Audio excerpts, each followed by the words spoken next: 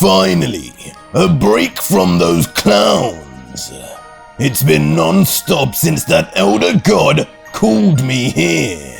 2 hours until this so-called big tournament between the multiverses. So I may as well catch some shut-eye.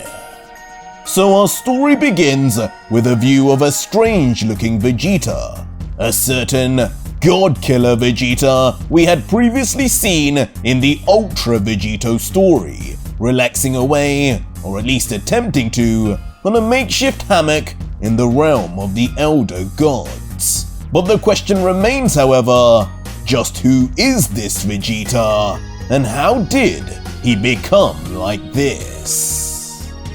As soon his eyes would reopen and he would elaborate, I still can't believe I got to see Kakarot again, and I'll be fighting alongside him of all things.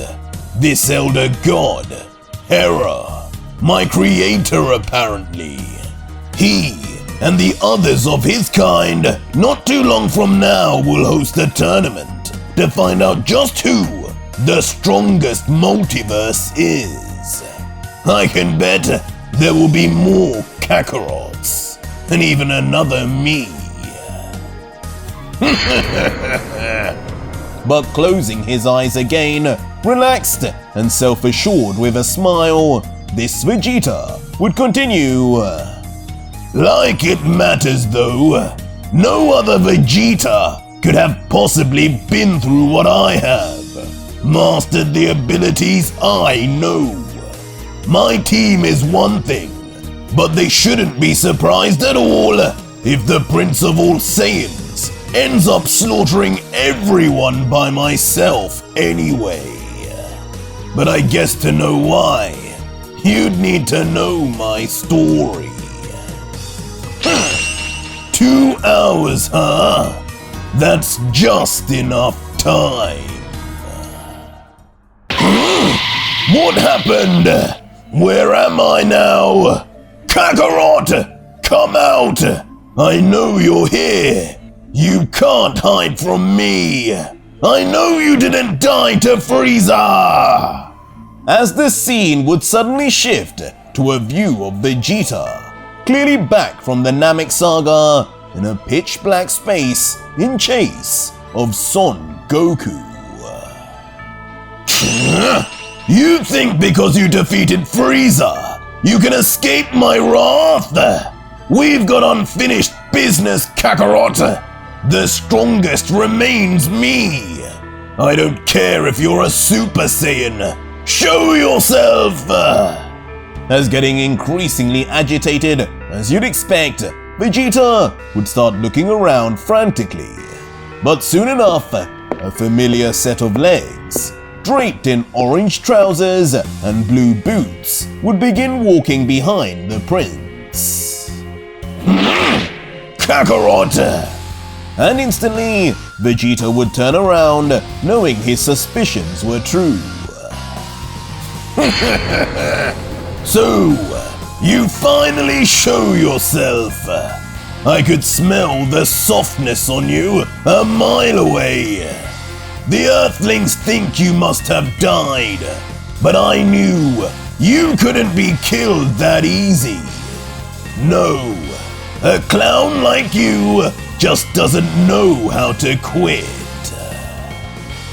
As with his hands on his hips, triumphantly, like seeing an old friend again, Vegeta would continue. Congratulations on your achievement. It's quite the honor to be the Saiyan that finally slayed that monster Frieza, after all he did to our kind. If it weren't me, it was always going to be you. You did your Saiyan blood proud, Mr. Super Saiyan. But strangely, this smiling back Goku would have nothing to say, staring back blankly like he were a defective android. Too good to talk to me now? Remember, you're still nothing compared to me. Ready yourself, Kakarot. You may be a Super Saiyan, but I will show you that I am one too! As suddenly getting into fighting stance, Vegeta's insecurity would force himself to prove himself. You're mine! As just like that, Vegeta, like a feral dog, would rush in straight at the silent Goku. Getting closer, as Son Goku would really continue to not make a single move. Vegeta's view just getting shorter and shorter in distance to the smiling face of Goku until... You're still so weak, Vegeta. Finally, Goku would say something, and possibly the most out of character and wrong thing to say to the prince that he could have ever said. Weak! Say that again, Kakarot! As now right in front of Goku, the prince's hand would be clawed as if about to rip that smile straight off Goku. But in that very moment, a shining yellow aura would completely come over the Saiyan from Earth, his whole existence flashing bright as his eyes would switch from black to an emerald green until... Kakarot! So this is a Super Saiyan! What kind of power is this? Why isn't it mine? As Goku, now completely transformed into a Super Saiyan, fresh off Namek, would confront Vegeta in person for what seems like the first time since. As the prince would stop immediately in his tracks, in a mixture of shock and awe, but also fear. His eyes wide open and sweat perspirating from Goku's presence alone.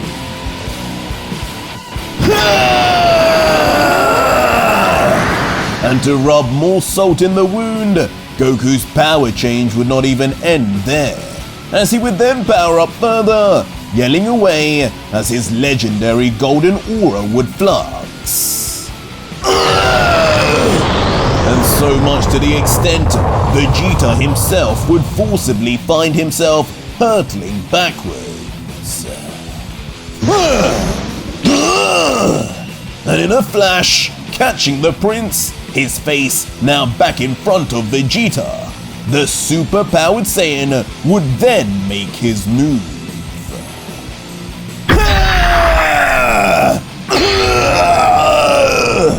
Immediately slamming both his fists, not unlike a Hulk smash, straight onto Vegeta's chest plate, cracking it on impact instantly.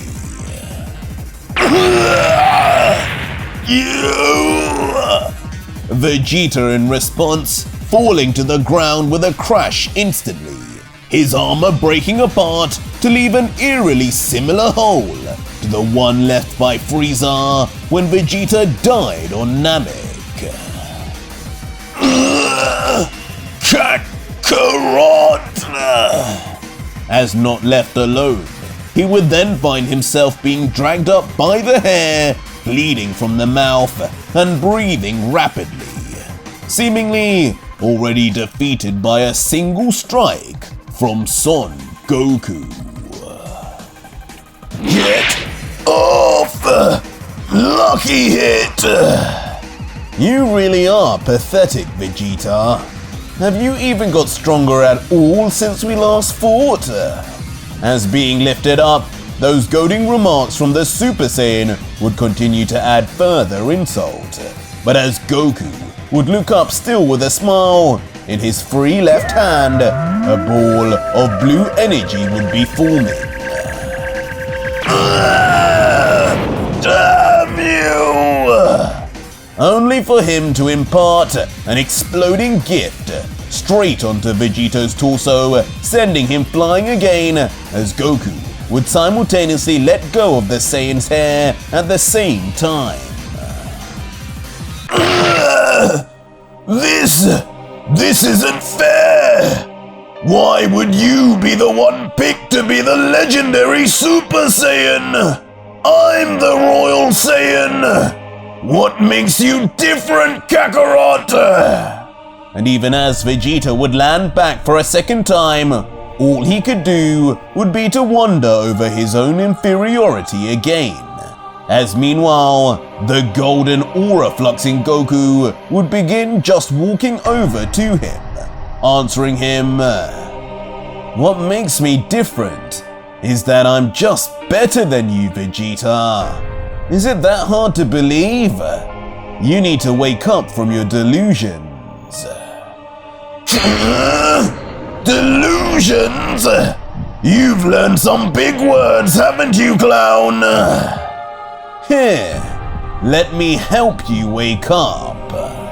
As while Vegeta would continue to grunt and bleed, his eyes barely able to open, Goku would raise his foot, the base of his shoe curiously dangling exactly over the skull of the prince. See ya! Kakarot! Wait! And almost instantly, seemingly going in for the kill, Goku would accelerate his foot down, and the reaction from Vegeta would be one of pure terror. His beaten up eyes forced open, waving his arms frantically in vain, trying to stop certain death, screaming one final time, "Kakarot!"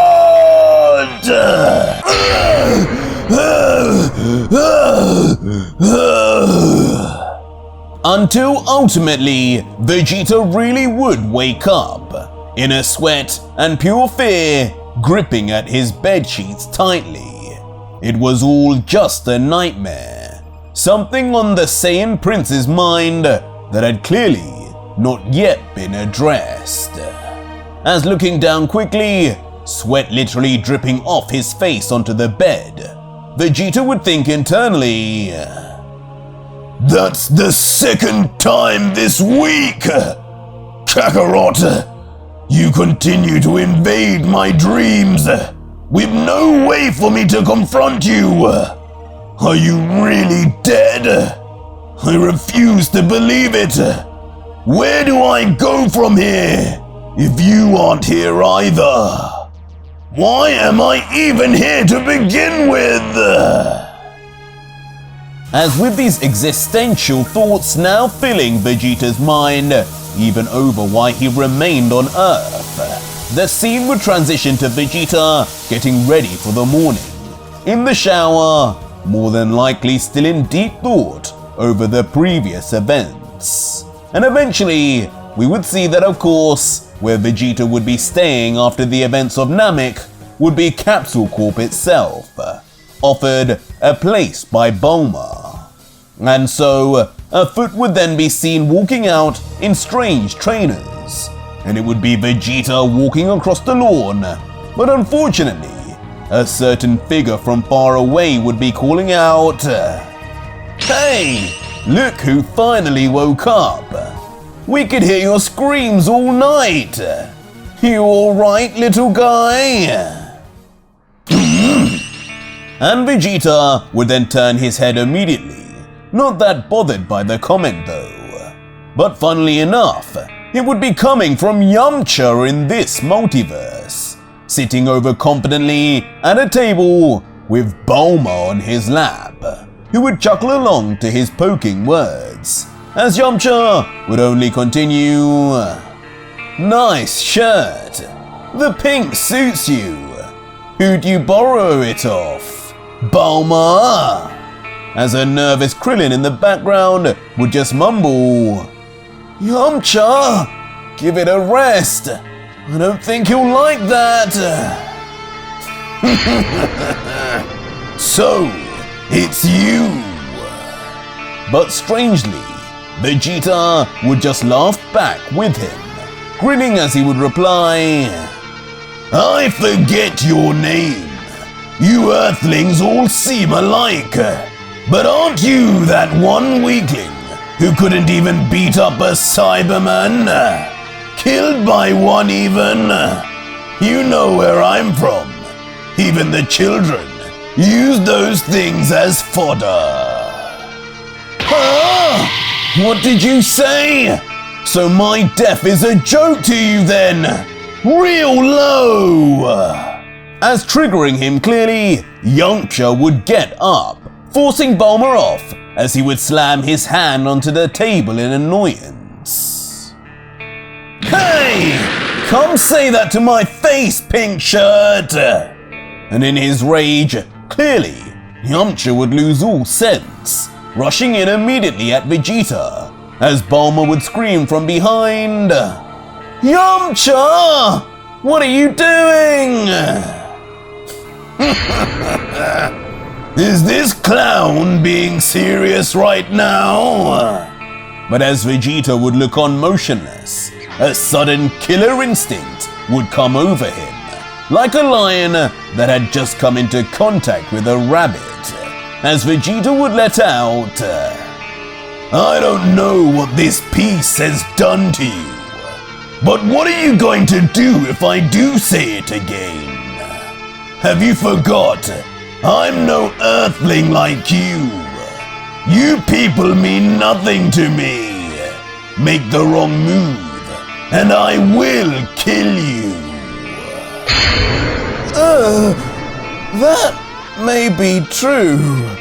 As instantly coming to his senses quickly and overcome with fear, Yamcha's body would hunch up and crumble like a piece of paper, backing down the minute Vegeta would say this. But unfortunately, only moments later, with a smile, Yamcha would add, You know what? I'm okay with being the guy that lost to a Cyberman. Because, in the end, me and you are in the same boat. I lost to them, and you lost to Frieza. But in the end, it was Goku who had to save both of us. So are we really that different? Goku! But instantly, with that final line said, it would be Vegeta this time that feels something snap from within. Yamcha had gone too far and pressed the ill-fated Goku button. And in a flash, Vegeta would appear in front of Yamcha, with his fist clenched, and like a demon had overcome him. Only pure violence would be on his mind in retaliation. Shut your mouth, worm! And with one vicious strike, its impact heard through the whole city, Yamcha would luckily lose consciousness immediately, sent flying to crash backwards back onto the table from which he came. His eyes blank and body motionless, as if the feeble human had just been permanently disabled for life, or on his way to die one more time as a consequence of his words. Yamcha! Yamcha! The destruction and sight of his horrific state immediately garnering the attention of Krillin and Bulma, who would turn around in terror. Vegeta! And with Yamcha being a longtime friend, Krillin, who would always stand up for what's right against anyone, would begin tensing his muscles and gritting his teeth in reaction, grumbling out, I knew it! I knew we should have never brought you back with us! You haven't changed at all, Vegeta! You're just as evil as the day we met you! I'll make you pay for that! And rushing instinctively, Krillin would be the next human to try his luck against the Prince of all Saiyans. Soaring with speed as an unfast Vegeta would not say a word, standing still, knowing literally no level of threat was approaching him. You shut up too, Baldy! responding immediately with yet another strike, this time a rising kick that connects perfectly under Krillin's chin, snapping his head almost 180 degrees backwards. Him too sent flying backwards towards Bulma, landing again without movement, unconscious on his front side beside Yamcha. Vegeta! What have I done? I brought you here! I thought you were a good guy now! Leaving a somber Bulma to clutch her blue hair in nervous despair, as the extreme violence would be too much for her. Well, you thought wrong, woman. I'm done with this silly planet. There is no reason for me to be here. I'm not your friend, and I did not ask to be your guest. Where is your ship? I'm leaving. I must find Kakarot. As just like that, emotionlessly, without a thought for the Bulma of this multiverse, Vegeta would then fly off in search of said ship. Oh, how could I be so dumb? Yamcha, forgive me. As falling down to her knees now, tears would begin to trickle down, as the young scientist would be forced to confront her mistakes and two optimistic hopes for the cold-blooded killer, Vegeta. Here it is. How could I miss such an ugly machine? And back with the prince, it wouldn't be long at all before he would find the notorious gravity machine and land right beside it, entering it swiftly, looking around thinking, it's been cleaned up too. Good job, old man. Before he would walk further in and be confronted with a smorgasbord of buttons that would confuse even the greatest of minds until... I haven't got time for this! Just take me to that clown! As raising his hand abruptly, Vegeta would just slam his hand onto the largest button he could find, not worrying at all about what coordinates, if at all, had been entered. And just like that, the story of the Vegeta that left Earth entirely, like he was always supposed to have, would begin, with Capsule Corp's ship shooting swiftly from the orbit of Earth and deep into space with speed. As we'd then get a view of Vegeta inside, his head bowed, his eyes shadowed. It would almost seem like there was some regret on his mind. That is, until his teeth would begin to show a big grin and... Finally! I'm free from those weaklings! This is all I needed. Their softness was reducing my strength day by day, while you, Kakarot, are probably training getting stronger even now. Wait for me, clown. I'm coming!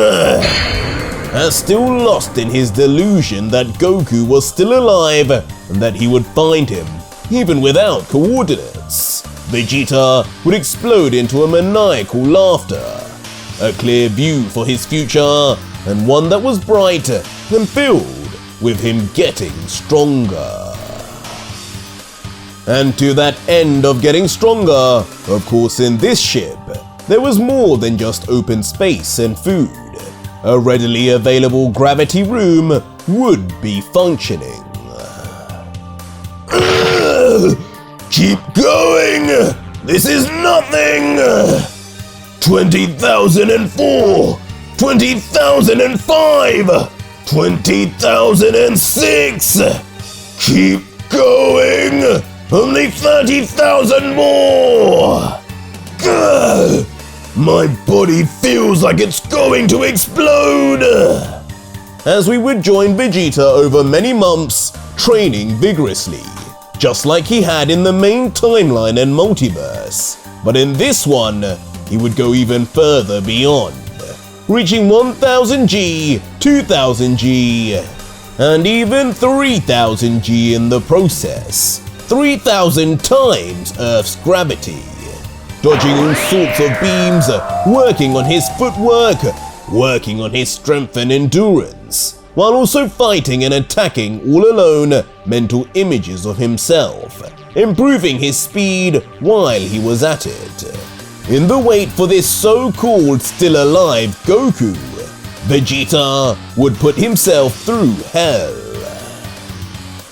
But after about half a year, the random coordinates of the spaceship would reveal themselves, as the Capsule Corp ship would be seen flying towards a yellow planet surrounded in asteroids, ultimately crash landing with no landing gear for a devastating amount of destruction, the kind that would have killed any human crew instantly.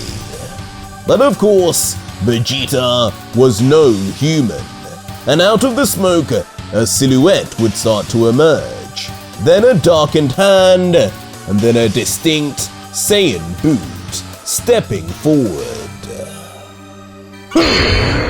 Finally, I'm here! As Vegeta would reveal himself, noticeably more bulky than before, in the shape of his life, in just his bare shorts, as all his scratches and injuries would be unclear if caused by the explosion or just how brutal his own training regime was. But regardless, not caring too much for the pain either way, Vegeta would look around and comment, I know, I couldn't control where I was headed, but this ship must have taken me here for some reason. This could not just be coincidence. Clown, are you really here? Kakarot, show yourself! And just like that, believing in his conviction strongly, Vegeta would then yell out, like screaming for a misbehaving son, his voice echoing through the mountains. But when the echoes would end, just a deathly silence would be heard along with the wind. Nobody was here to answer, especially not Goku, it would seem. Of course, I couldn't get that lucky. So be it. I've waited this long, I can wait a bit longer. I'll need to find a way off this planet in the meantime anyway. As closing his eyes with a smile, finally it would seem some reality had hit Vegeta, accepting it graciously though, that this dream of finding Son Goku wouldn't be as easy as he thought. This power! It's a Saiyan! It's him! That is until suddenly, Vegeta would sense a soaring power level that he would instantly recognize to belong to some kind of Saiyan, and it would be fast approaching. There! As right on cue, it would seem Vegeta's dreams would be answered, as in the distance, a figure would be coming straight at him, the air screeching as it would fly forward like a pinpointed fighter jet. Who are you? But shockingly, it would be no Goku, but instead Broly. The mysterious yellow planet Vegeta had landed on had by chance ended up being none other than Planet Bumper. And immediately, the two Saiyans' first meeting would be Broly landing his fist with a thunderous impact onto Vegeta's crossed arms at the very last second. But blocked or not, an aura would form around Broly, as like a rocket, he would then push Vegeta back, smashing the two through multiple mountains in a flash. You think that's supposed to hurt me? This planet's made of mud, not steel, you fool! But regardless, Vegeta would still be all smiles, just pleased to finally, after all this time, run into another one of his kind. Go back where you came from! As Broly would soon come to a stop and try to ward Vegeta off with words instead. But this would just be an opportunity for the prince to jump back to get some space, looking at Broly with genuine curiosity, replying, Go back where I came from? My friend, we come from the same place! Confusing the primitive-minded Broly momentarily, as he would struggle to know what this stranger even meant. Fine! Then you die here like all the rest! Fine by me! Just let me know when this killer arrives, because I know it's not a low-class warrior like you! As both Saiyans would then just face each other in deadlock, each in fighting stance until... both would then launch simultaneously and...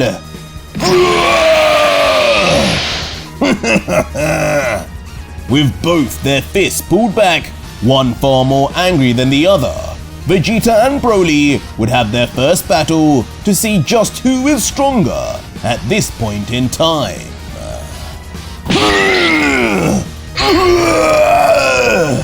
As surprisingly, both would strike with similar impact, with Vegeta having done all this extra training, while Broly was now being found near the Namek Saga rather than far into Dragon Ball Super. And from this simultaneous strike, both would then be sent flying backwards. You hit harder than I thought you would. Same to you. As each would then land backwards on the ground roughly, rebalancing themselves, only to inevitably fight some more.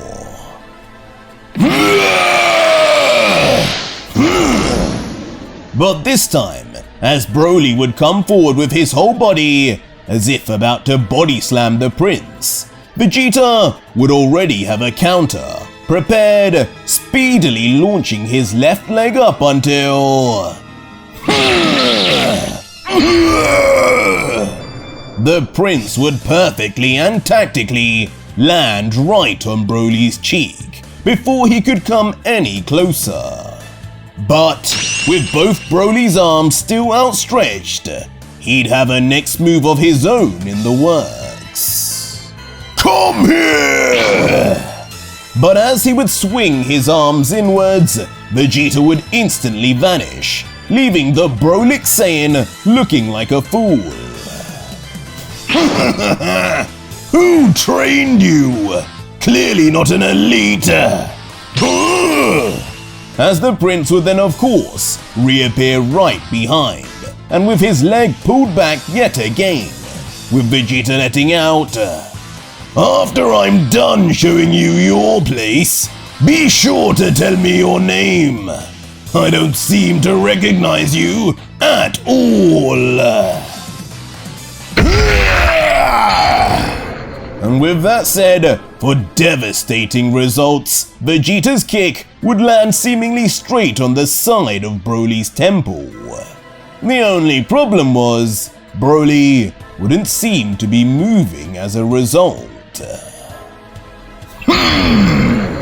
And soon, we'd see that the Saiyan had indeed grabbed Vegeta by the leg, stopping the impact in full. But with his eyes shadowed and hidden, My name is Broly. What? Those eyes, what are they? As in that moment, Broly would then finally reveal his Ikari form, his eyes shining yellow, as to the none the wiser Vegeta, he would stare in complete confusion, not knowing at all what this was.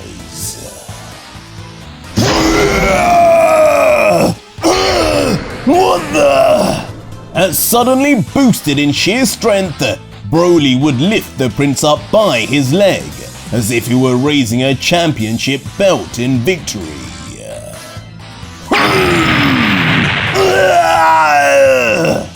Only to ragdoll him straight into the ground violently for a crash. Unbelievable! Are you a Super Saiyan as well? Where did this power come from? But while Vegeta would be questioning, he'd not receive any answer other than being tossed far into the distance.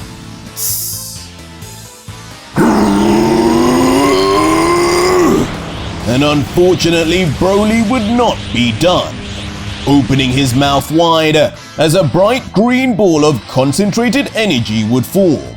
His signature, Giant's Breath, until...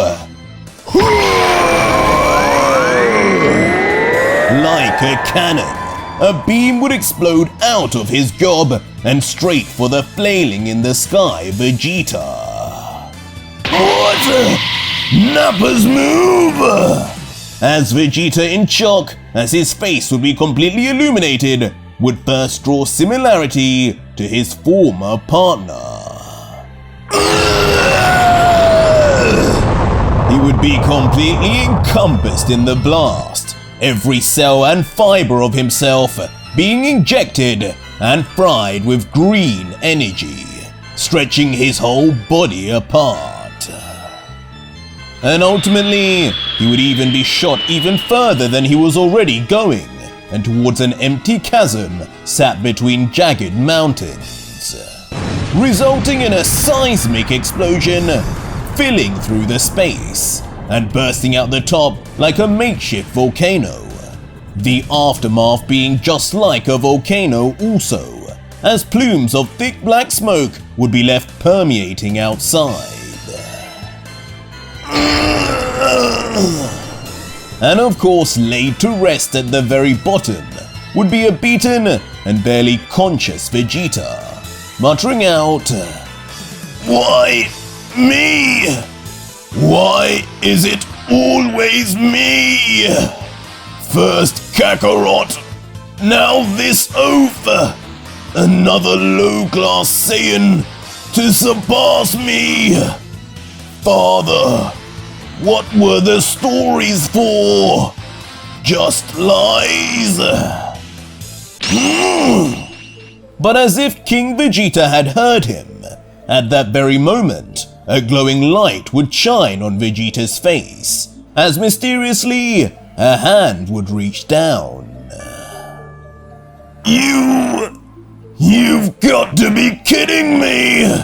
I thought life is supposed to flash before my eyes before I die. But for me, you do! You look like you need some help, friend. As unbelievably, the shining and light figure would not be the king, but Son Goku, simply unable to leave Vegeta's mind as he would reach his hand down for help. And inevitably, Vegeta would reach back out. Fine, I get it. My time isn't over just yet. As Vegeta's face and body would now begin to light up the same way as Goku's, and curiously, with the same smile. As meanwhile, Broly would have his back turned to the destruction in the background. Still alive. Until he would be forced to turn his head, noticing a subtle shift in energy. Thunder! As soon he would notice out of the chasm, strange bolts of lightning would begin sparking erratically. Until eventually, A beam of energy that spreads across the entire gaping hole would burst into the sky, covering the screen. And inside, a black silhouette of a certain Saiyan warrior would levitate out as if reborn. At last, the Saiyan prince has become a king. I am a Super Saiyan. As unbelievably, in the most unlikely of scenarios, Vegeta would finally ascend in the face of Broly, rising with his now golden hair and aura, complete with emerald green eyes, as pointing to himself, rather ominously in fact, his final words would be, "And my name, Broly, is Your Highness, King Vegeta!"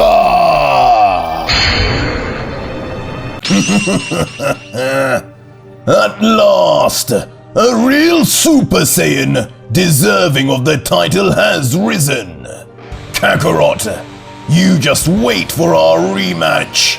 It will not end the same. What happened to him?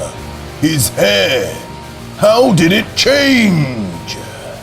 So our story begins with the glorious transformation of the Prince Vegeta, or should we say King, to a Super Saiyan.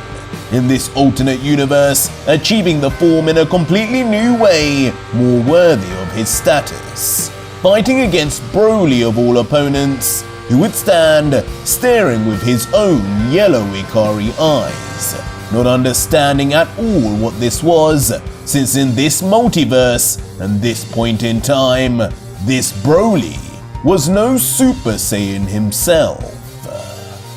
But before long, Vegeta would then land on the ground gently, as Broly would mutter, "Answer me! What is this? What have you done?" As Vegeta, still giddy with excitement, would stare down at his own hand in disbelief, letting out, "What have I done? I've simply claimed the birthright of a royal Saiyan. A power that was meant to come every 1,000 years has come to me finally. This is what is known as a Super Saiyan. Seems those strange eyes of yours weren't what I thought after all. A shame. I am still stronger than you." But this low-key taunting from the prince would only serve to trigger the primal Broly, as high air pressure would suddenly start flowing from straight under him, as if about to power up some more in response. But just as this interaction would be happening, a pair of muscular legs would be seen running at full pelt. "Broly! What are you doing?" And astonishingly, it would be Paragus, who just like in the other multiverses and timelines, also existed here as well, running frantically with his arm out calling for his son. "Wait! That man!" But as soon as he would get close enough for his one functional eye to see properly and clearly, it would widen when he would realize who exactly his son was engaging with, as he would mutter further, "That man is the prince! Prince Vegeta is still alive! Unbelievable! What does this mean? I thought Planet Vegeta was done for! Wait!"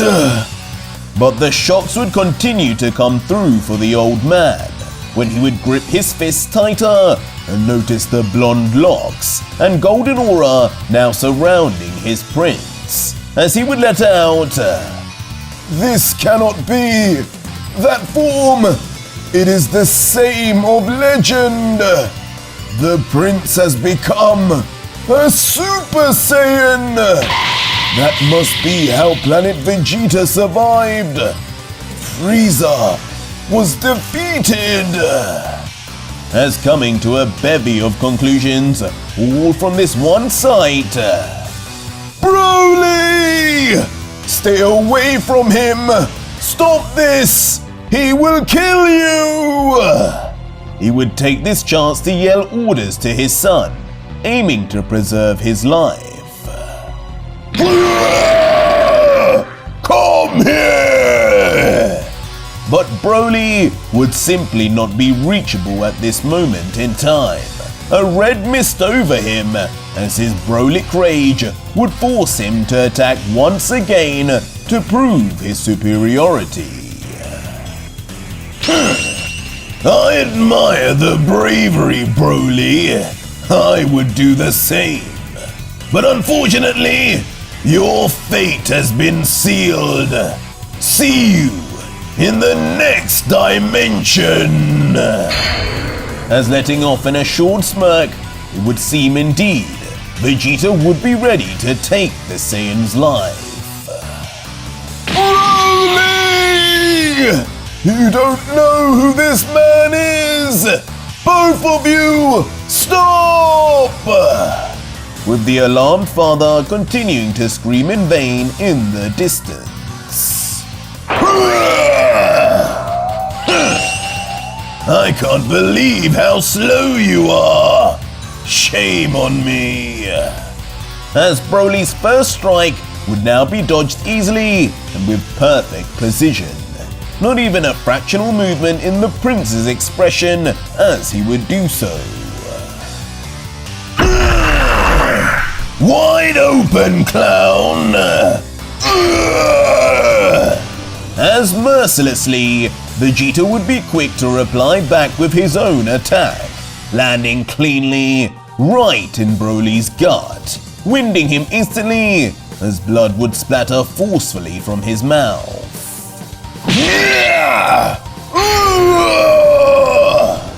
Followed by a combo from his second leg, slamming the Vampa Saiyan downwards, sent careering towards a giant mountain face. As ultimately, it wouldn't be enough to stop his momentum, smashing straight through it like a bullet through paper, and on to the next one. His power! This isn't the same as it was! As on the ground finally, damaged, Broly would take time to try and rationalize what was going on, attempting to get up now by his still shaking from impact arms and knees. Who is he? Why does it feel like I know him? As gritting his teeth, the confusion of Vegeta's appearance would start to anger the Primal Saiyan. As looking up, he would continue, "Could he really be where Dad is from? Where I come from? I didn't take you as a deep thinker. Bad move in the heat of battle, friend. What?" But unfortunately for Broly, the mercilessness of Super Saiyan Vegeta would only continue, appearing now right behind Broly with his arm already aimed at the warrior's backside, freezing Broly in the spot.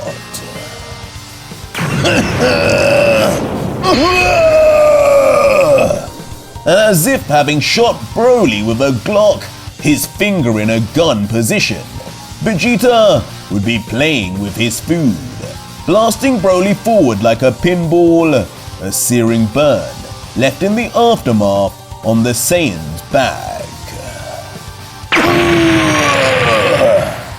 Again, sent for a violent crash through the rocky and mountainous structures, this time coming to a seat once more, with the entire stone structure behind him splitting in half.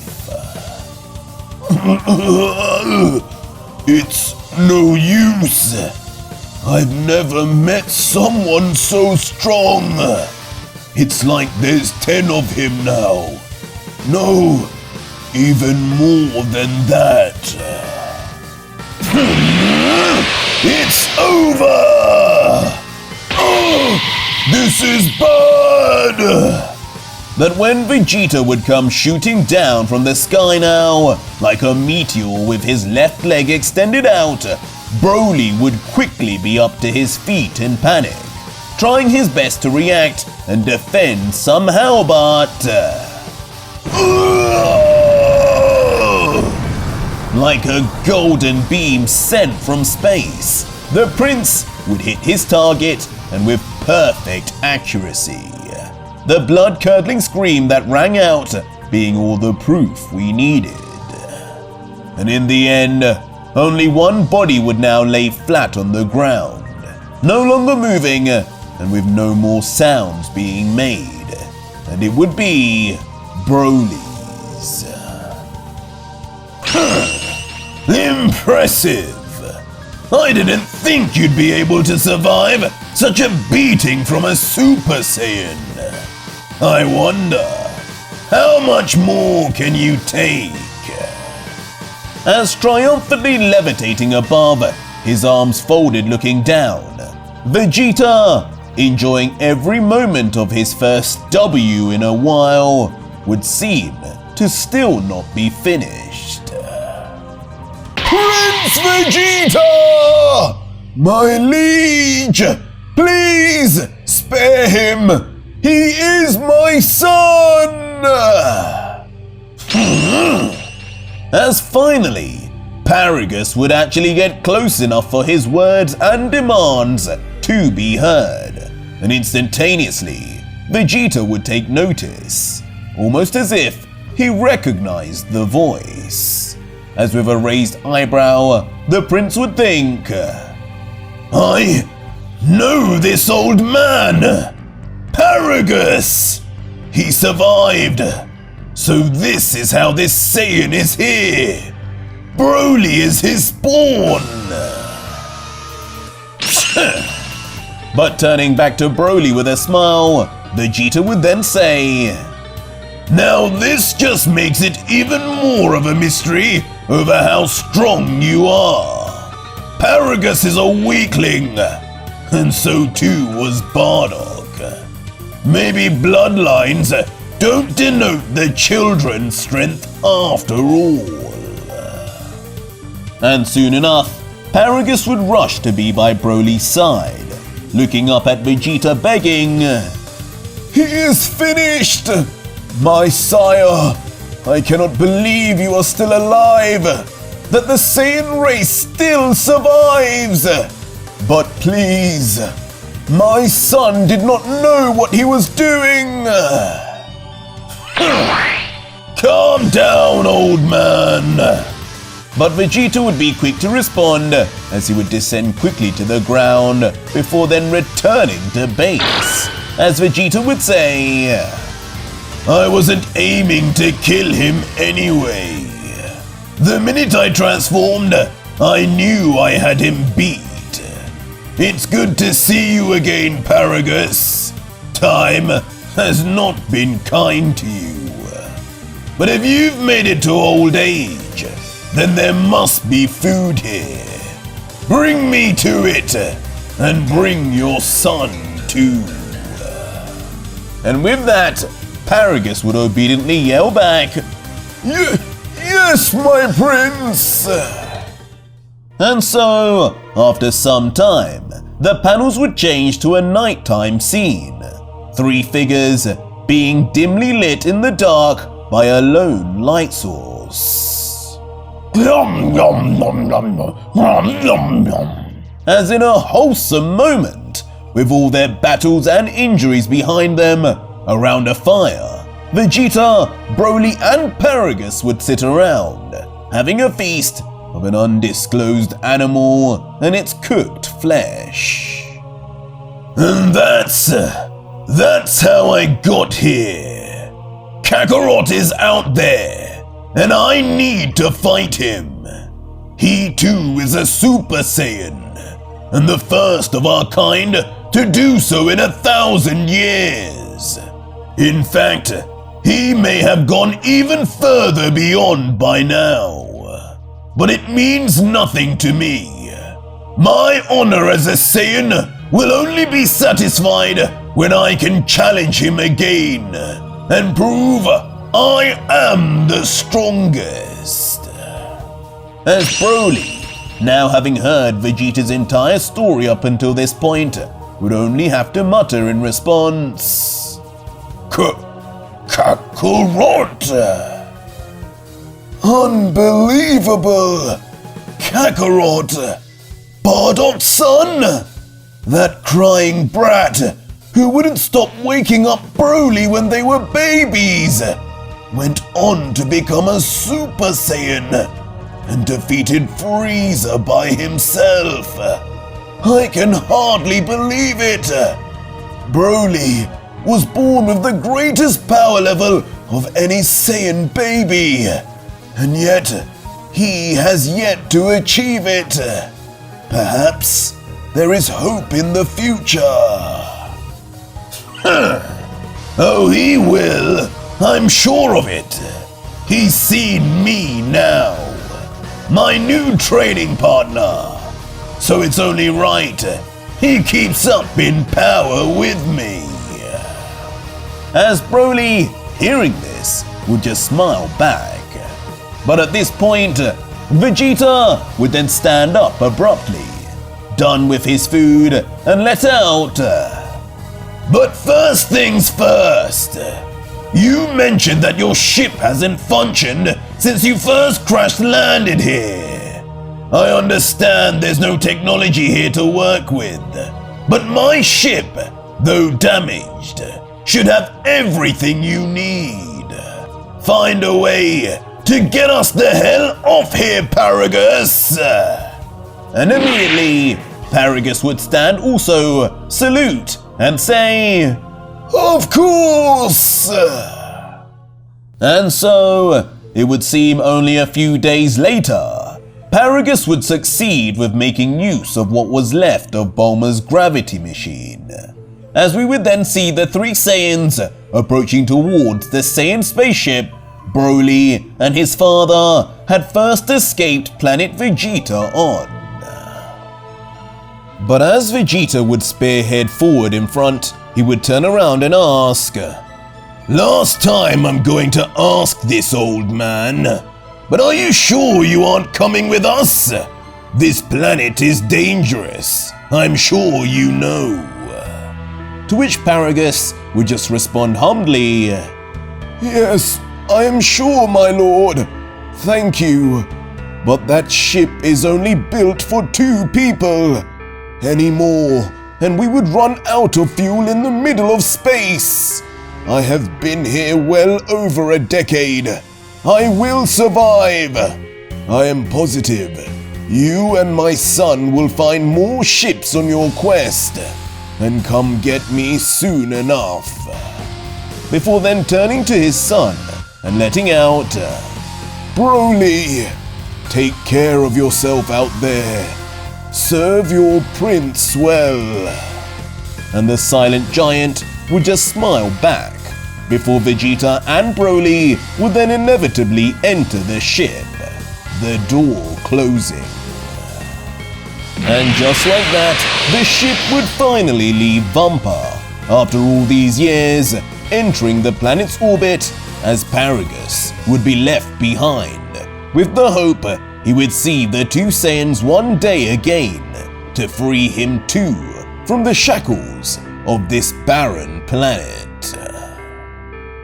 And so time would pass, and would for almost 2 years. The search for Goku, of course, always going to be a hard task, but even harder, it would seem, to be to find intelligent life capable of building ships for space travel, with Vegeta and Broly alike looking far and wide, across many planets, while of course in their breaks also finding time to train and battle.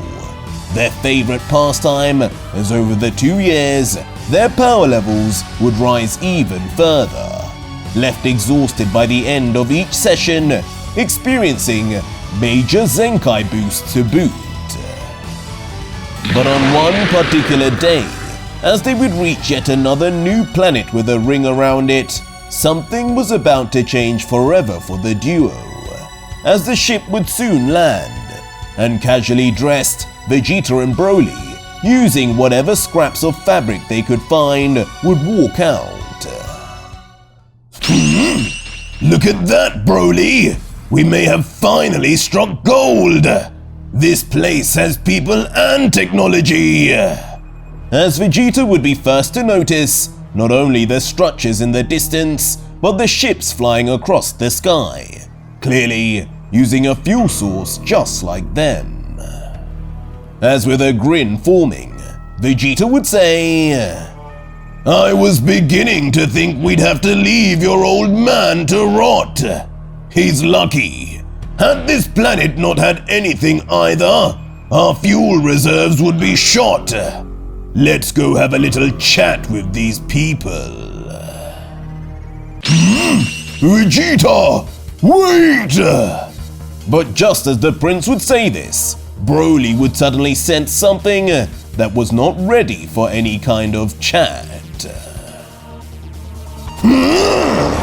As suddenly out of a portal, a giant dinosaur would come running straight out, at full speed, like it had gained momentum over several miles, and straight for Vegeta, as if he were the creature's first meal in days. Dinosaurs? I thought I left these filthy creatures back on Earth! As not impressed, Vegeta would then get into fighting stance before... Swiftly, with one strike, the dinosaur would be stopped head on, slammed right onto its gigantic nose. And of course, seemingly dead on impact, the beast would fall instantly to the ground for a heavy smash. Let's just hope these things aren't what populate this planet. I'm not here for a fight, but if they wish to test me... But just as Vegeta would hope for more amicable relations, from his side, he would notice even more danger was on its way. Ridiculous! As right from Vegeta's side, yet another black dimension would open, and out of it, this time, 5 different missiles would fire straight at the Saiyan. What magic is this? What kind of creature would fight like this? But of course, with Vegeta's speed, this would be child's play, flying straight into the sky, though wondering over the random nature of the attacks. A huge explosion would then erupt, but both Vegeta and Broly would be safely in the sky until... What? Finally, the assailants attacking them would show themselves, and seemingly having caught Vegeta off guard, as point blank surrounding him, 2 robotic-looking figures would have their hands extended out to trap the prince. So this is who lives here. A bunch of toasters. Great!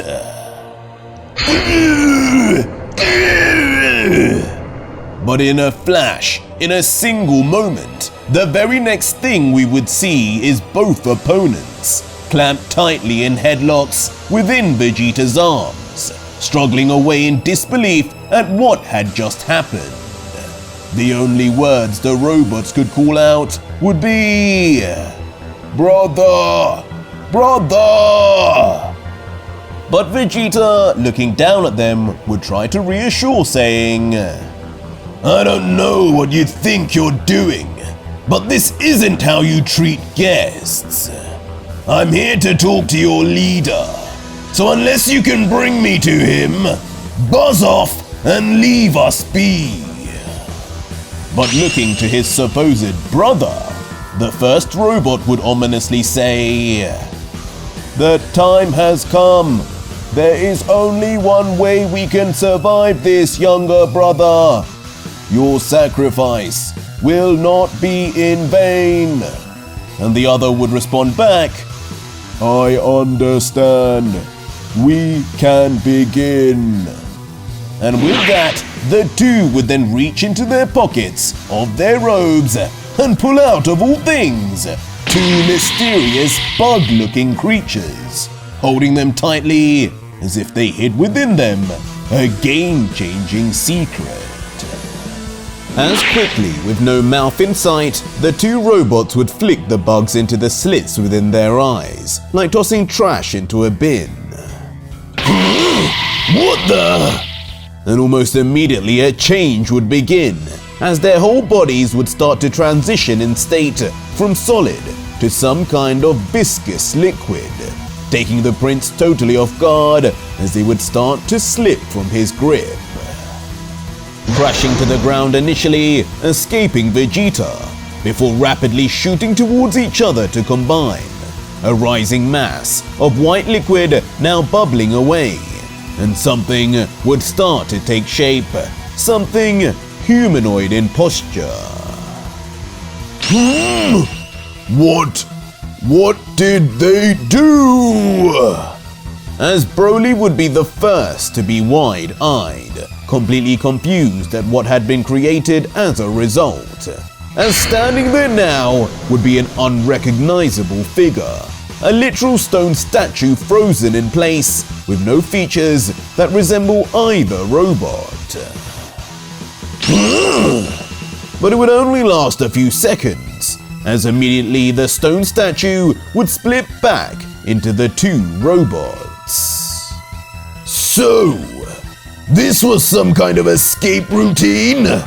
For a minute there, I thought you two had combined into one. That would have been interesting. As partially confused, Vegeta would watch with a raised eyebrow and his arms folded. You will find out what we did now! But with now far more speed and power than before, an unbelievable difference in fact. One of the robot brothers would blast forward at Vegeta with no fear despite the previous events, while mysteriously, the other would remain behind still, not uttering a word nor making a shred of movement.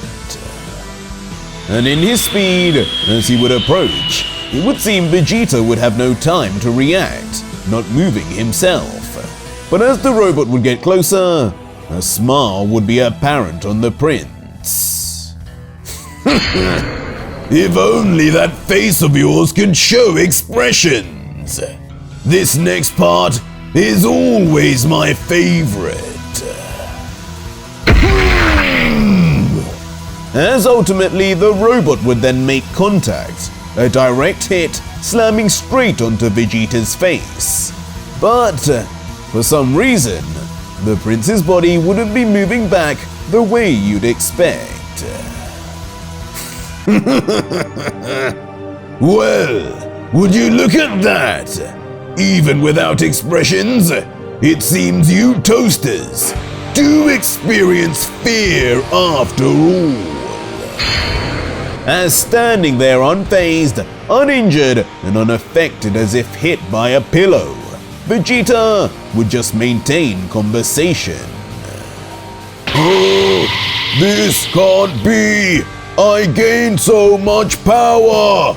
I should be stronger! Oh, it definitely can be. Much stronger is good and all. But when the baseline is a weakling, the new power level is just slightly less weakling.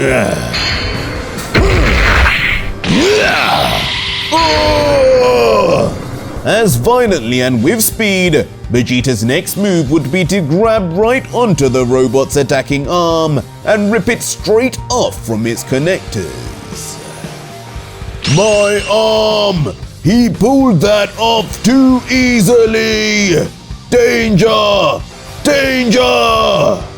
But as the robot would panic, Vegeta would continue to make observations, saying, But you know, I can tell you one thing. You did become remarkably stronger. How is it you did that? Those bugs? Give me some, and I may spare your life for all the trouble you caused. And it would be on hearing this, the robot would have a jolt of excitement come through his body. As reaching into his pocket immediately, the robot would let out, Yes, ingesting these bugs will bring out a great power boost. For us, it has only made us slightly stronger weaklings, as you said. But for you, you will attain the power of gods. As quickly with one remaining hand, he would then bring out the 2 more bugs, and a little too eagerly. Good boy! As Vegeta would then instantly take one. Here, Broly, take this! It'll make our training even more intense. Maybe it'll make you a Super Saiyan, in fact. Next, throwing it to Broly, who catches it in confusion, looking at the weird bug. But without question, following his prince, both Vegeta and Broly would then consume the apparent power-boosting creature.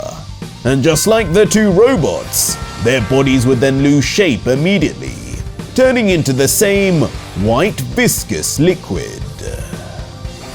And just like the robots too, they too would proceed to crash down to the ground together and combine, rising and bubbling up yet again, and to form the same stone statue with no visible features again, almost a conduit before the 2 would split.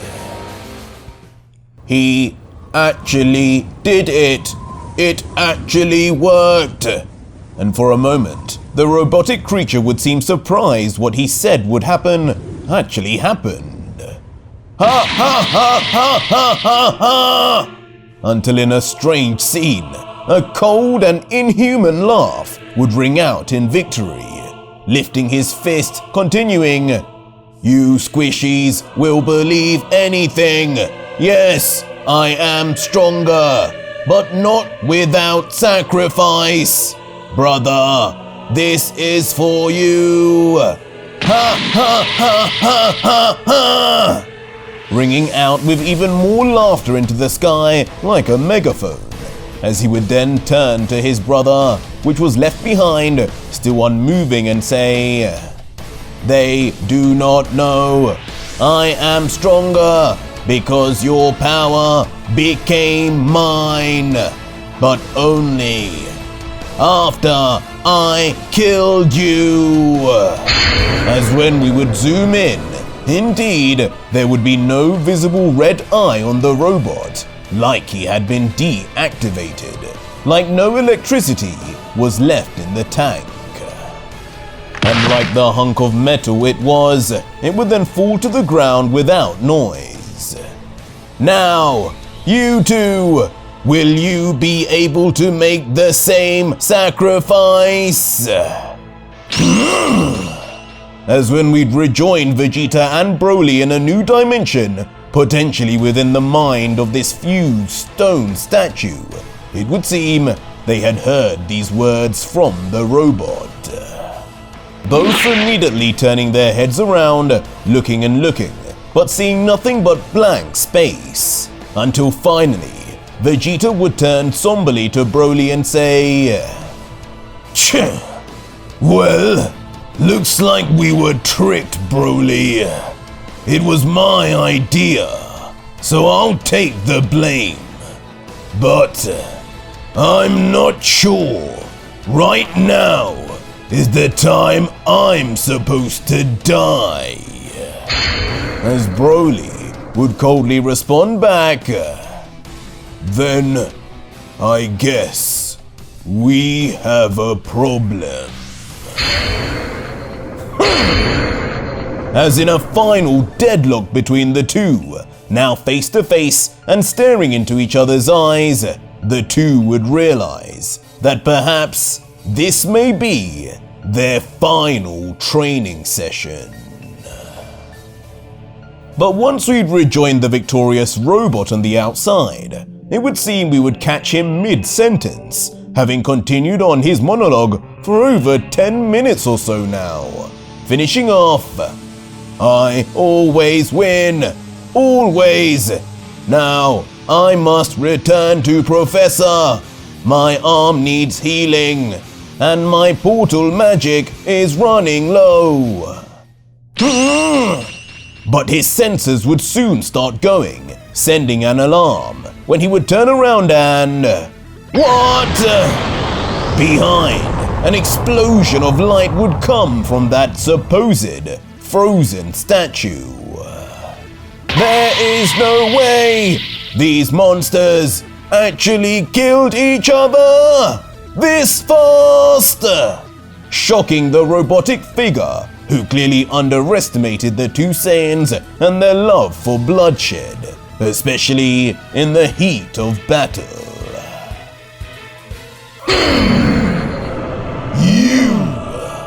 You just made a big mistake. As unbelievably, Vegeta would emerge from the fusion the victor, a scar across his eye, presumably courtesy of Broly, as not only that, with Ikari eyes on show and a more primal Super Saiyan form, one of legend, it would seem if Broly couldn't become a Super Saiyan, Vegeta would unlock it for him. As staring forward, pinpointed at the bot, Vegeta would let out, "For Broly, I'll make sure your death is slow." As an explosion of pace, a flurry of yellow and green aura mixed, Vegeta, now with the legendary power and growth potential of Broly, would shoot straight for his conniving opponent.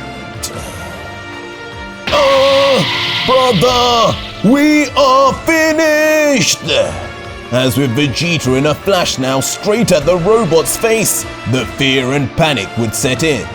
The only thing it could do in its very last moment being lifting up one of its remaining hands, as if that could stop anything until... Reverse portal! Suddenly, a black portal would open, the same kind which brought forth dinosaurs, missiles, and anything else, until... Just like that, Vegeta would fly through, unable to stop his own incredible speed. And just as fast, the portal would close, an exhausted figure left behind. His lone red eye beginning to blink on and off as the shutters would close. His final words being, "That was the last of my portal energy. Looks like Professor won't be seeing me again." But as his opponent would die, the portal would release a shooting yellow and green aura, leaving Vegeta to crash brashly on the ground of an unknown location, before then yelling, "What did that coward do now? Where am I? Who are you?" But in a shock interruption, Champa of Universe 6 would be seen yelling back and in close proximity. Vados! What is this creature? He nearly hit me! My lord, it appears to be a Saiyan. As in one final unbelievable scene, Prince Vegeta would find himself meeting his first god and angel, but it wouldn't be Beerus and Whis. as some way, somehow, the Saiyan from Universe 7 would find himself in a universe that did not belong to him. And this time, no ship would be able to bring him back. The story of the God Killer Vegeta is about to get a whole lot more interesting. What is this? That robot, what has he done? Excuse me, do you have any idea who you nearly just hit? Lord Champa, this mortal, it's a Saiyan. What would he be doing all the way out here? So our story continues back with the unexpected arrival of Prince Vegeta into what appears to be Universe 6, transported by one of his opponent's final attacks. As of all the first beings to meet in this universe, it would be the god of destruction Champa and his angel Vados. But Vegeta, just seeing them as two strangers, would take caution immediately, jumping straight up from the ground to the surprise of Champa and his angel. But now up in the sky, the Broly-fused Vegeta, in his new legendary form, would finally have a better view of who he was in the presence of. And once he'd seen the purple fur of a certain feline, he would begin mumbling, Wait! That clothing! It's you! No doubt about it! The creature who made a mockery of my father for years! The Destroyer! Beerus! As suddenly enraged, raising his fist naively, Vegeta would continue, Never did I think I would be seeing your face again! But now is a mighty fine time! If Kakarot could get rid of Frieza, then I will be the one to get rid of you! Oh, well, we may not know who he is, but he at least seems to know something about us. It appears he may be from Beerus-sama's territory. Beerus! Oh great! Now I dislike him even more! As an unimpressed and borderline annoyed Champa would look up with gritted teeth grumbling, I don't know how you could possibly confuse me with that malnourished twig, but I am not Beerus! I am Champa, his older brother! What? Beerus as a brother? As of course, on hearing this for the very first time, Vegeta would be taken aback, adding, Another god of destruction exists then, but I remember him telling father he was the only one. Yes, Beerus is the only one who resides in his universe, Universe 7. But little Saiyan, you aren't in that low mortal level piece of trash anymore. You are now in Universe 6! Universe 6? What nonsense is this? There are other universes! Then why did that damn toaster bring me here? Flying through space was one thing, but how do I get to Kakarot now? As instantly Vegeta would freeze when he would realize just how much of a grave predicament he had somehow landed in. And things would only look to be getting worse when Vados would address him. Saiyan, I think we've heard enough. It seems you do not belong in this universe. That is a problem. Universe hopping without the aid of an angel is a crime. A major one. and I don't see any sign of my brother Whis. Before she would then turn back to her destroyer, now with a smile, and ask, "Well, Lord Champa, what should we do with him? Turn him over to my father, or deal with him now?" To which Champa would briefly think, muttering,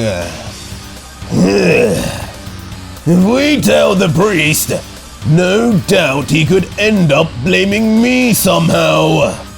Better just get rid of the evidence. So, how do you want to die, scum from Beerus's universe? I knew your kind would all be the same. As soon as Champa would make this decision, folding his arms with a callous smile, enjoying the sudden death sentence for the stranger, Vegeta, in response, would tighten his fists and ready himself for a far bigger problem than not being able to find Son Goku. Smile all you want, Garfield. The one who dies here is you and your wench, not me!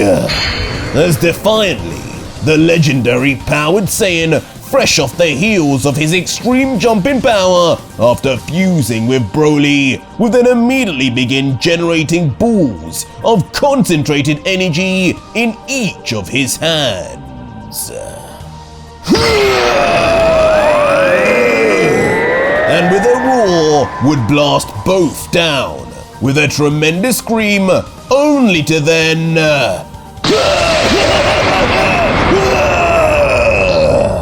unleash a signature barrage of energy blasts in a way only Vegeta knew how.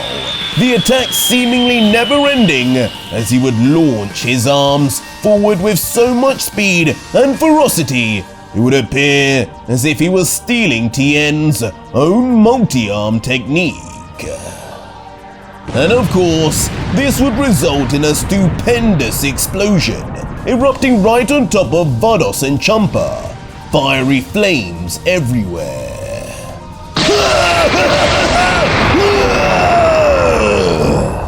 But Vegeta's blast would just not end. The clouds of explosions just getting larger and larger until ultimately erupting in what looks like hellfire. The planet itself no longer able to cope with the energy and heat being generated on its surface.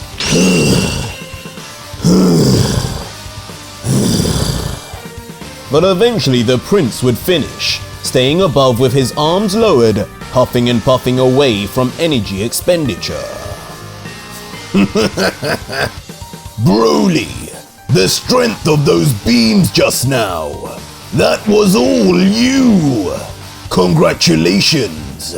Together, we've taken down a destroyer and his angel. Maybe this universe isn't too bad after all. As prematurely, of course, Vegeta would begin patting himself and his fusion partner on the back.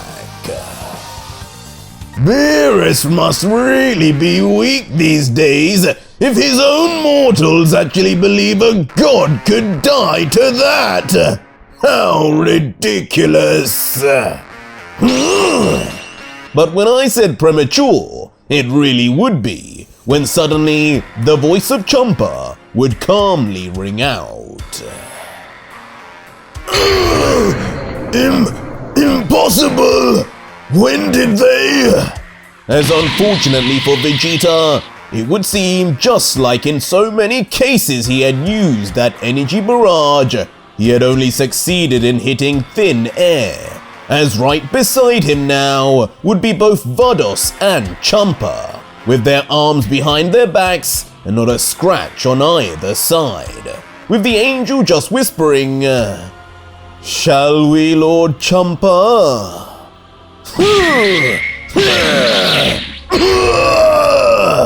As just like that in tandem, both would swing their legs up and strike Vegeta in a flash, his body no longer even in the panel, as he would instantly be struck into the distance. His weak groans getting fainter and fainter, as he would be seen traveling at Mach speed away, crashing into multiple of these mysterious stone structures and houses, before finally coming to a rest, buried under a pile of rubble and dust clouds, his body no longer even twitching, just frozen still. But when we'd rejoin the two deities, they would be on the ground thinking nothing of continuing further, as Vados would count the prince out saying, "Well, that was certainly short-lived. He's stronger than the Saiyans we know of, though.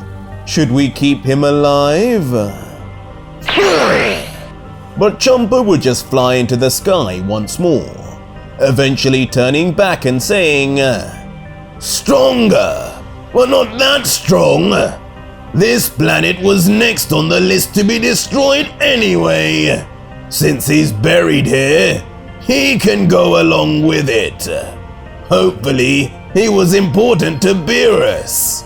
That'll be worth a whole lot more to me." Hold on, my lord. I believe this planet may be fighting back.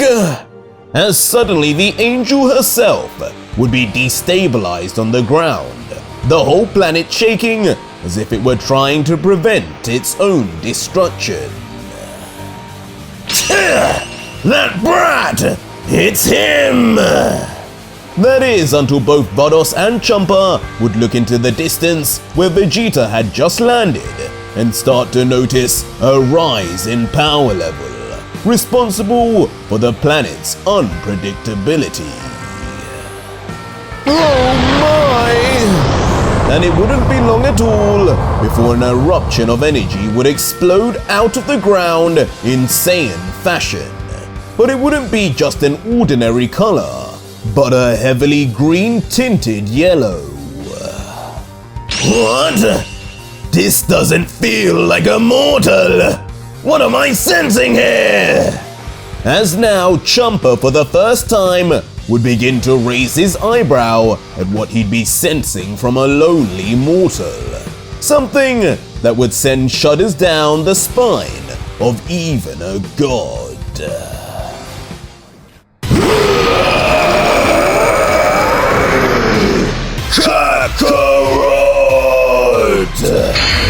As from the violent energy, an unbelievable sight would be seen, as Vegeta would emerge several times larger, his muscles bulked to the max, his hair more like a lion's mane, and his pupils now disappeared. Vegeta would enter truly the legendary Super Saiyan form, surpassing even Super Saiyan Blue in one swoop with this uncontrollable power-up. And uncontrollable it would seem, as Vegeta would appear far more like a primal Uzaru than Saiyan Prince now. Lord Champa, is he strong enough now? Quiet, Vados! What is this mortal doing? As both gods, slightly panicked, would only cover themselves, their eyesights slightly blurring until... like a trained hound, shooting the block, a legendary Vegeta would fly forward straight at them, with a speed and power he simply never had before. Oh, lucky me. And only moments later, we would then see the first target would be Vados in fact. The angel remaining, however, understandably confident. Oh my!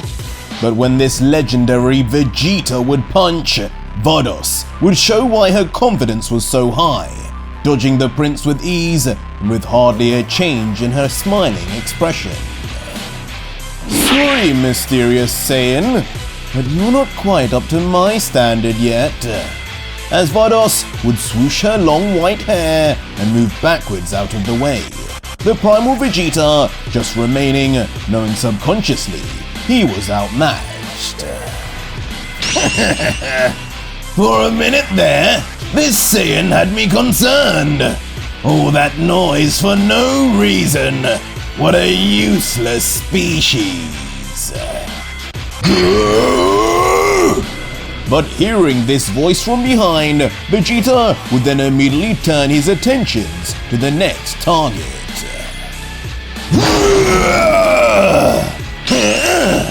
But the prince would not actually make contact, just swiping his arm brashly in front of him. But to Champa's surprise, Hold on! that swipe alone would cause a gust of pressurized wind that would take the destroyer off guard, blasting him backwards for the first time at the hands of a mortal. And it would be at that point Vegeta would rush straight forward to try his luck with a god this time instead of an angel. Sneaky one! You're being destroyed for that, mortal! But Champa would regain himself in quick time and move his palm up straight away. Guess you go before this planet after all!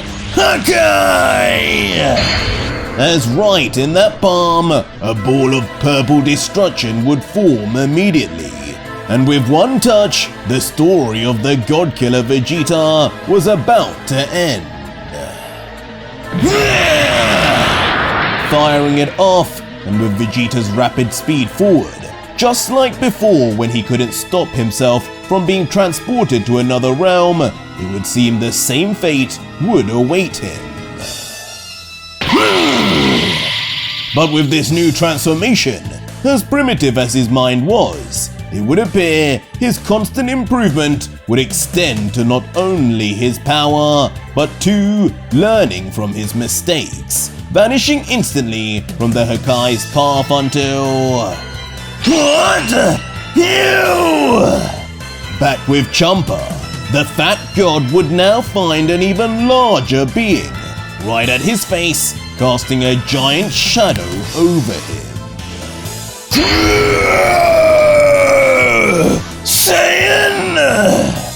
As right on top of him would be the largest Vegeta ever seen, his body full of rage as if Champa had done him incredibly wrong. His muscular, vein-filled arm pulled right back and Champa remaining still with his empty palm still out.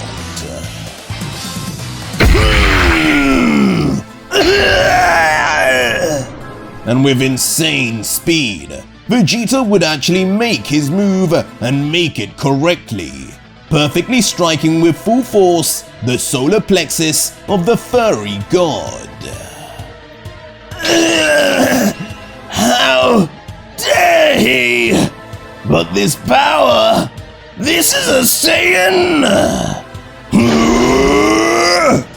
But as Champa would remain confused, torn between annoyance from this pain and confusion over how he could even feel it, legendary Vegeta would already be preparing his next strike to capitalize.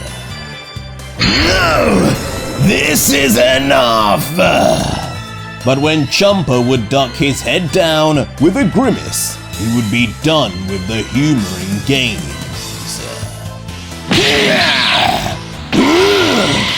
Immediately rising his leg like an axe kick to deflect Vegeta's arm up like a paper bag before... Die!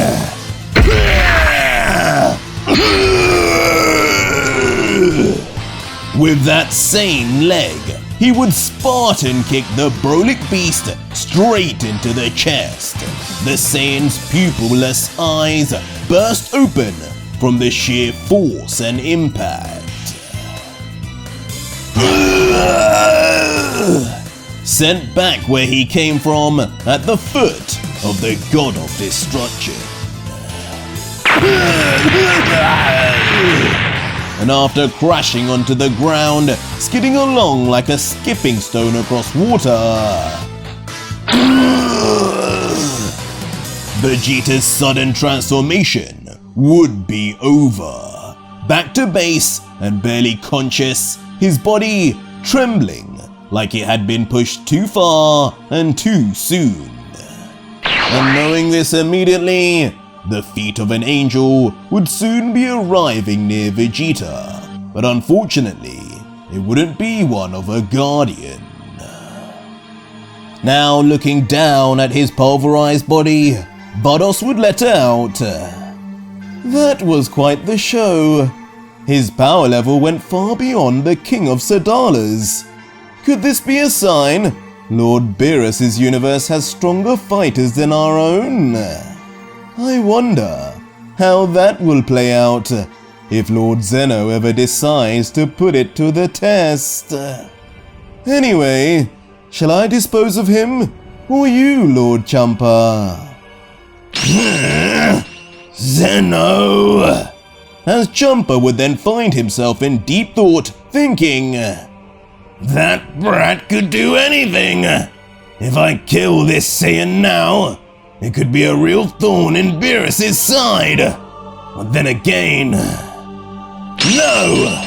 We keep the boy. There is something different about him. He could be just what we were looking for, Vados." And sometime later, after those ominous final words, Vegeta would in fact survive and be found in a regal bed sleeping away. "Destroyer! Where are you?"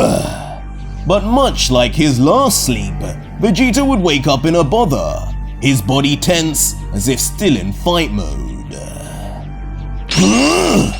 These clothes! These are Champa's!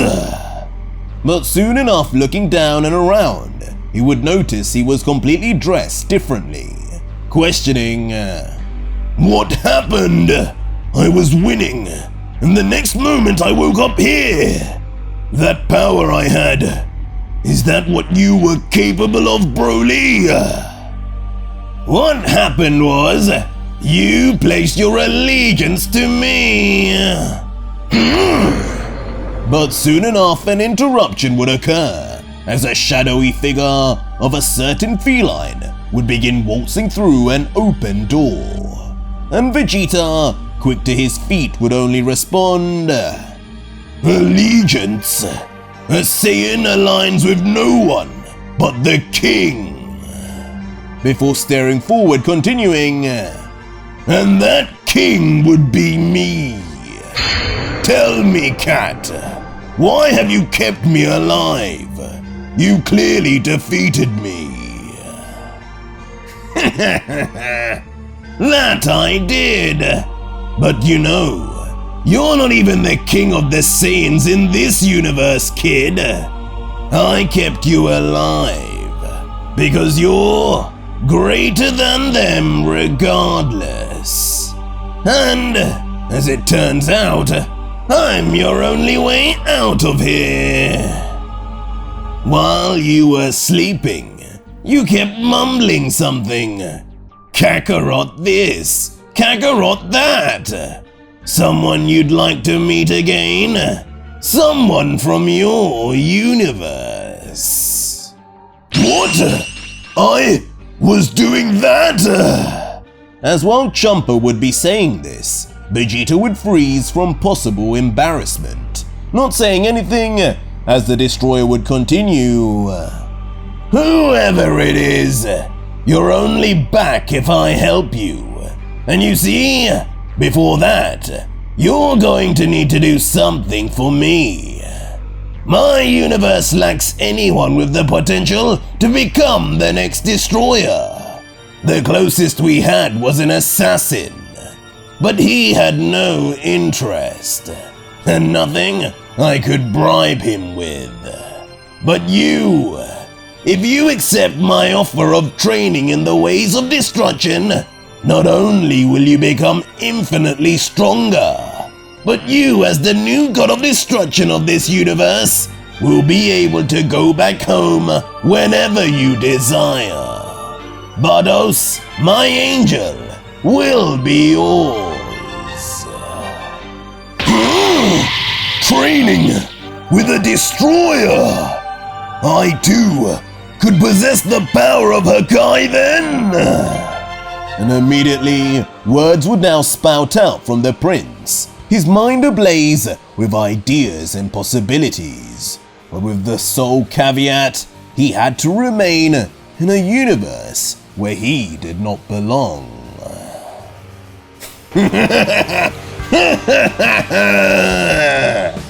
But it would only take a moment for those thoughts to turn into a signature smirk, with the Saiyan letting out, So, what you're asking is, do I want to become a god and surpass Kakarot in ways I thought never possible? Sign me up, Garfield! As just like that, the prince turned king would now elevate himself to the level of a god, all in record time. I had a feeling you'd say yes. You remind me of a younger me. I'm gonna take that as an insult looking at you, kitten. Prepare yourself! As now the god of destruction candidate, Vegeta, would begin day one of his training, rushing straight at his new mentor. Starting off with a barrage of kicks that Champa effortlessly avoids, letting out, Yeah, you have a long way to go, little Saiyan. And so, over the span of a few years, Vegeta would train, and train hard, trying desperately each day to master the art of Hakai, fighting endlessly with Lord Champa himself under the watchful eye of Vados. Exhausted each day, he would receive Zenkai boosts, but not just any. As with Broly inside him, his constant development would be monstrous, his power climbing to untold heights. And as he would spend more and more time in Universe 6, he would even find himself finding new friends, replacing the ones he didn't have on Earth, meeting Kaba, Kale, Caulifla, as well as Hit.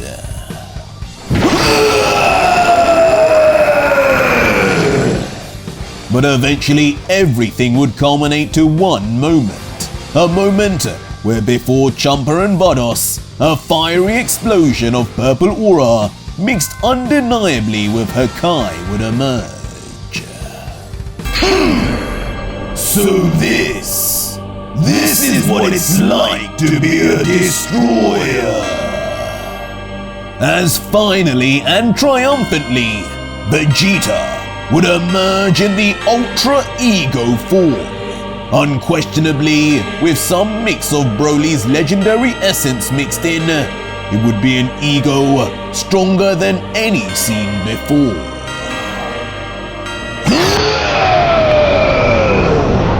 And the final test would soon come, when both Vegeta and Champa would exchange massive balls of Hakai, grinding the destruction on each other, both trying to overpower the other.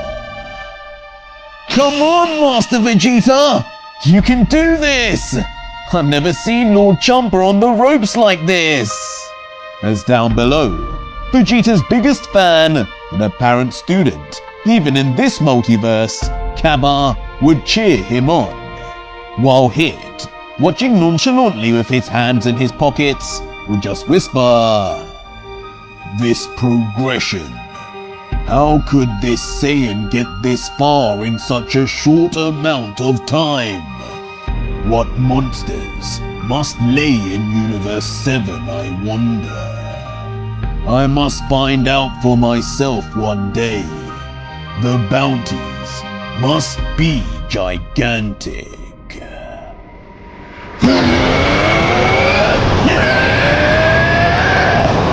And before long, their final yells would let loose, both destroyers etching their vocal cords through the entirety of Universe 6, their faces becoming beastly, as each would be lost in the light of each other's Hakais until...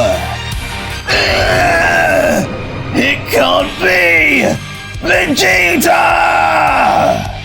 Champa would be the one to yell out in panic, a purple hue covering him, as fear would now set in, and a scream would let loose as Vegeta's Hakai would push forward so hard, Champa's own destruction would begin swallowing him whole.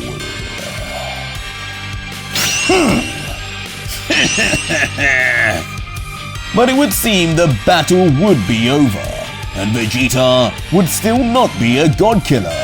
Champa, though exhausted and singed all over, would still be alive, smirking proudly saying, "Well, Vados, I was right. As always, our new destroyer has arrived. I'm beat. Age has got the better over me finally."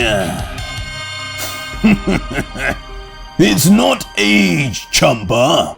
What this is the natural domination of the warriors known as the Saiyans. It's time you officially hand over that title of God. I'm looking forward to immortality. But first... As quickly, Vegeta's expression would turn to one far more serious, as he would continue, "But first, stick to your word and send me back home. I've done what you asked. I surpassed you and promised I will take the title of Destroyer here. But I still have business I need to deal with. It's been 2 years, but I'm finally ready." Huh? Master! You're not serious, are you? As all three of the Universe 6 friends he had just made would react in disbelief, Champa being the most surprised, as he would quickly mutter out, "You're not serious! You just gained all this power here! You were nothing before us! The ceremony to become a god will take days! You need Vados as your angel before you can even go!" But Vegeta would then just competently land in front of the destroyer and begin ominously walking straight towards him, eventually moving past, sending the same tingle down Champa's spine he felt before, as with his arms folded, Vegeta would say, "Of course I'm serious. I was serious the day I agreed to this farce. And I expect you to be also. The deal wasn't that I needed Vados to take me back. The deal was that I couldn't get back without you, Champa. You know as well as anyone, there is still someone I need to take down. People I need to see after all this time. You're going to take me back, Champa, or we are going to have a problem." To which Champa, in almost disbelief, but knowing there wasn't anything he could do anymore, would remain with his back turned, looking back saying, That Kakarot you spoke of? Son Goku? You're still worrying about him. What is wrong with you? And what people? Those mortals on Earth, I presume? Well, would you look at that? You did your research, didn't you? Hard to believe you had the time with our training schedule. But yes, Kakarot must face my vengeance. You wouldn't understand. It's a Saiyan thing. But I won't stand for another of my kind to be the victor over me. And as for the Earthlings, this time away has led me to think. And I didn't leave that place on the right terms. Seems rather godly to make things right, so I'll be doing that too. Well then, I hope you know, you'll be wasting your time! Suddenly, Chompa's voice would raise, shouting out, I did do my research. I had to go find out who this Kakarot was. Finding out if Beerus really was harboring all kinds of fighters as strong as you. But turns out he's nothing of the sort. He's dead. He died a long time ago, even before we met. And that planet Earth of yours, everyone's dead there too. All at the hands of someone called Frieza. What? Kakarot is dead! Frieza! As in an unbelievable shock twist, it would seem in this multiverse, Goku did not actually defeat Frieza. The Ice Demon had come out on top, found Earth, annihilated everyone, and only moments after, Vegeta had left them on his futile journey to find a dead man. Now with guilt and vengeance on his mind, the god of destruction Vegeta would have an entirely new goal.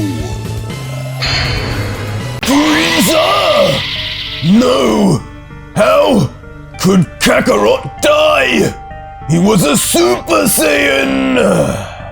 So our story continues with the shock reveal that Son Goku, the Saiyan that Vegeta had chased this entire time, training, having nightmares over, and even entering an entirely new universe for, in this multiverse, in this timeline, had actually died on Namek, supposedly to the hands of Frieza.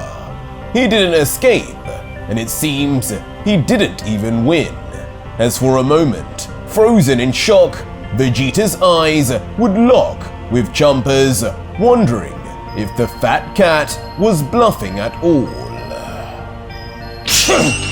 Fine!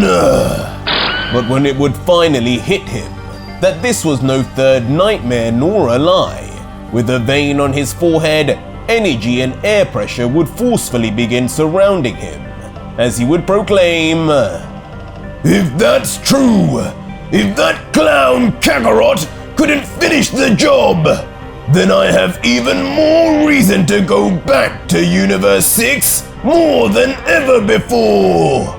I will find Frieza, and I will be the one who avenges Kakarot. No, I'll avenge the entire Saiyan race. before the sudden stare at Champa and his eyes suddenly transforming to a purple seraphim, he would yell as if having just unlocked this in the moment. And you will send me back now before I destroy this entire universe!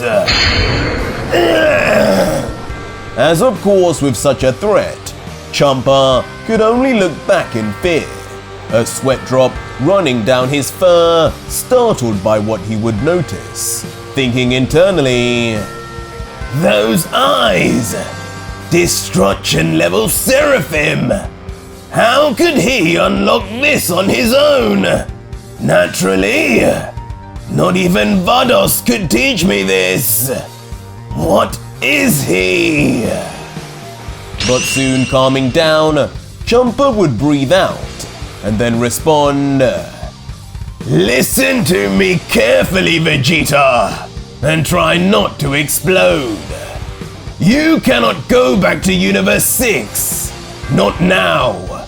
If you do, and if you do try to fight this Frieza, you will be destroyed. What? You dare threaten me? Seems you forgot who's stronger here. But don't worry, I'll be able to prove it to you now. Let's go, Tubby. You'll be fine, practice. As suddenly beginning to power up, the entire planet would quake from the prince's fury. Hold on, I said. But quickly trying to put a stop to this, Champa would quickly attempt to explain. I didn't say anything about me doing it. I agree. You have surpassed me. Long ago even. The being that would destroy you is Lord Zeno the Omni King. There's something I meant to tell you sooner. This training of yours was not for nothing. Not just to become the next destroyer. It was for you to win an upcoming tournament. One which Vados and I knew would come again eventually. A tournament of power, hosted by Zeno himself. The strongest fighter of each universe will be selected and pitted against each other. Killing is allowed.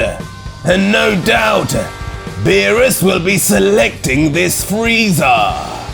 If you can wait 1 week, you will see him there. And you will fight to the death. The winner will even get a wish on the Super Dragon Balls. The kind that can grant any wish. You could even bring back this Kakarot if you wished. Tournament? All this for a game? But I will get any wish. These won't have the same limitations of the Namekian ones. What should I do? With all this new information, Vegeta would find himself at an impasse. If he really wanted to, he could defy all the gods and get his revenge now. Or he could bide his time and get both that, but another prize that could be very useful. I see.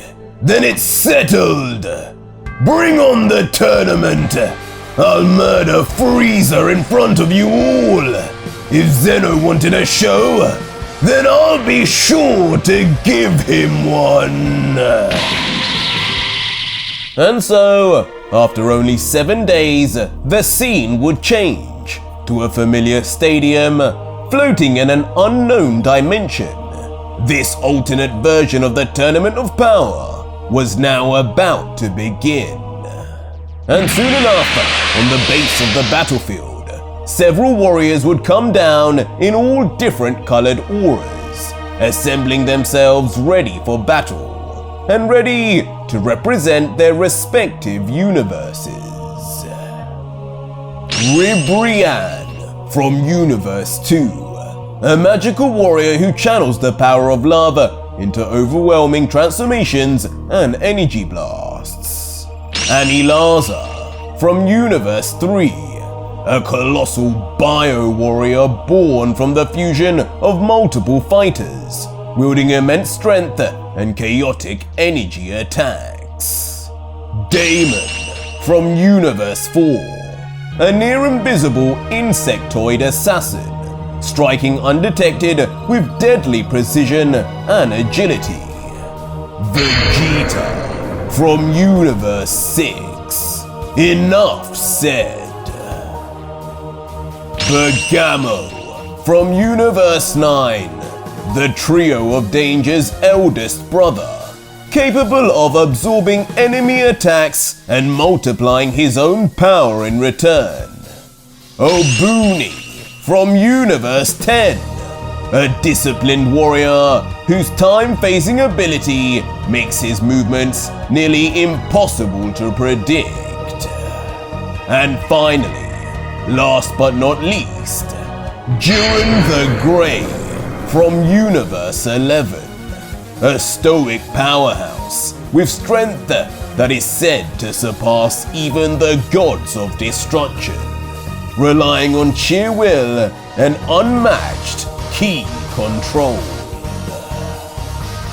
But as the fighters would assemble, watching from the spectator stands would of course be the gods and angels, as Universe 6's Supreme Kai would stare curiously at Vegeta and his new outfit saying,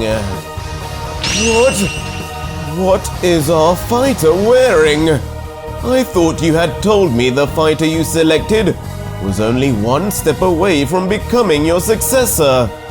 Where is his destroyer garb? But Champa, looking visibly annoyed, would respond with a scowl. Yeah, when I said that I wasn't lying, but unfortunately things have changed. This brat turned down the deal because technically I didn't send him back to his universe. But it's okay. We may not have a new destroyer for now, and I can hold on for a little while longer. But at least, we now have the ultimate warrior to prove our universe is the strongest. Right, Beerus? As now turned into a grin, he would stare across the stands, and cockily. As right down, only a short distance away, a certain other group of gods and angels would sit. What is it now, Champa? You think you've beat me stealing my own universe's fighter? Just you wait and see who I have instead. As when we would return to a view of the tournament stage, the prince, indeed in his all-new clothing, disregarding the robes of the destroyers, would stand with his arms folded patiently. But as we would zoom in, his eyes would be darting around as he would analyze. These are the best the other universes could conjure up. Even if I had stayed on Earth, almost all of these would have been no problem to take down. Not a single warrior worth my time. At least, except for him. As looking into the distance, Vegeta would take notice of Jiren, standing with his back turned as the prince continues. They say he's stronger than a god of destruction. Well, welcome to the club. But as Vegeta would look at Jiren, nearby, a pair of robotic feet would begin clanking forward across the ground. Is that... Garnering the attention of Vegeta quickly, as his eyes would widen and... Well, it's like I'm seeing a ghost. Vegeta, is that you? You've grown, haven't you, monkey? As revealing himself as the fighter representing Universe 7 would in fact be Mecha Frieza, having survived Namek's destruction and been rebuilt by his own men, seemingly just like the original timeline. And Vegeta, staring now in the face finally the being that took away his dream and ambition for the last few years, the killer of Son Goku, he would approach Frieza and say, "You've got some nerve to be here. After what you did, you must know the fate that awaits you here, Frieza. There's no hope for you other than a quick trip to the next dimension. But trust me, I won't make it painless." What I've done? That could be anything. Perhaps you're still angry about what I did to your father. What a splendid uppercut that was that ended his pathetic life. Kings that weak shouldn't exist, don't you think? You'll pay for that too, along with what you did to every one of the Saiyans, including Kakarot. Kakarot? Oh, you mean the Earthling. He did die, didn't he? That was a good day. Learning another monkey had finally fallen is always a good day. Well, be ready for a bad day today. The worst you could imagine. Kakarot was a lower class Saiyan. Remember, now you face royalty. Things will not end the same.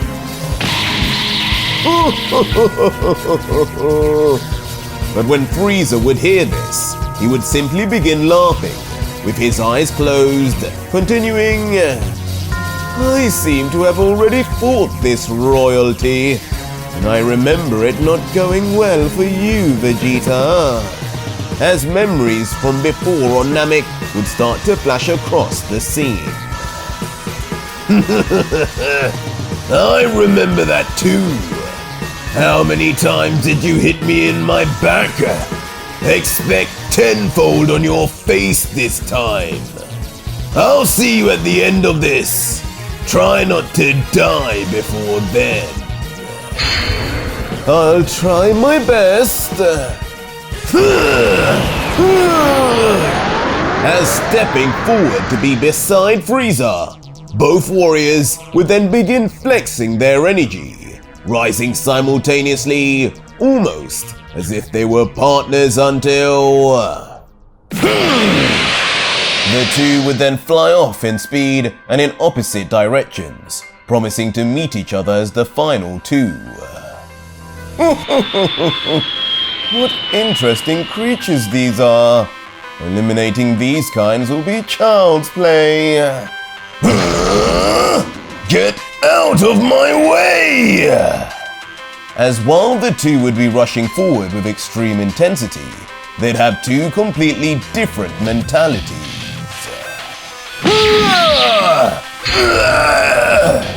Energy feints? Don't make me laugh! As Frieza's first victim would be Obuni, slamming a kick mercilessly under the warrior's chin. And just like that, he would be off the edge of the stage, falling out and immediately then appearing with his destroyer in the spectator stands, with Rumchi yelling, What? You've doomed us! But in the next scene, it would be Vegeta's turn. His white gloves seen gripping tightly onto something like crunching a peanut in his palm. But when he would open his grasp, it would be the insectoid daemon, crushed and unconscious. They sent a little guy like you in here? These other universes must be starving for powerful individuals. But it wouldn't be long before Vegeta would sense his next opponent. My turn! As facing him now would ironically be the exact opposite of Daemon, the giant Anilaza coming straight for him like an overpowered Uzaru. And like a meteor had struck, Anilaza's giant arm and fist would crash down, shaking the entire stadium, and seemingly having squished his target. But it wouldn't be long before the pure white aura of a figure would be seen flying straight behind him to escape, or at least it would seem like he had just been escaping.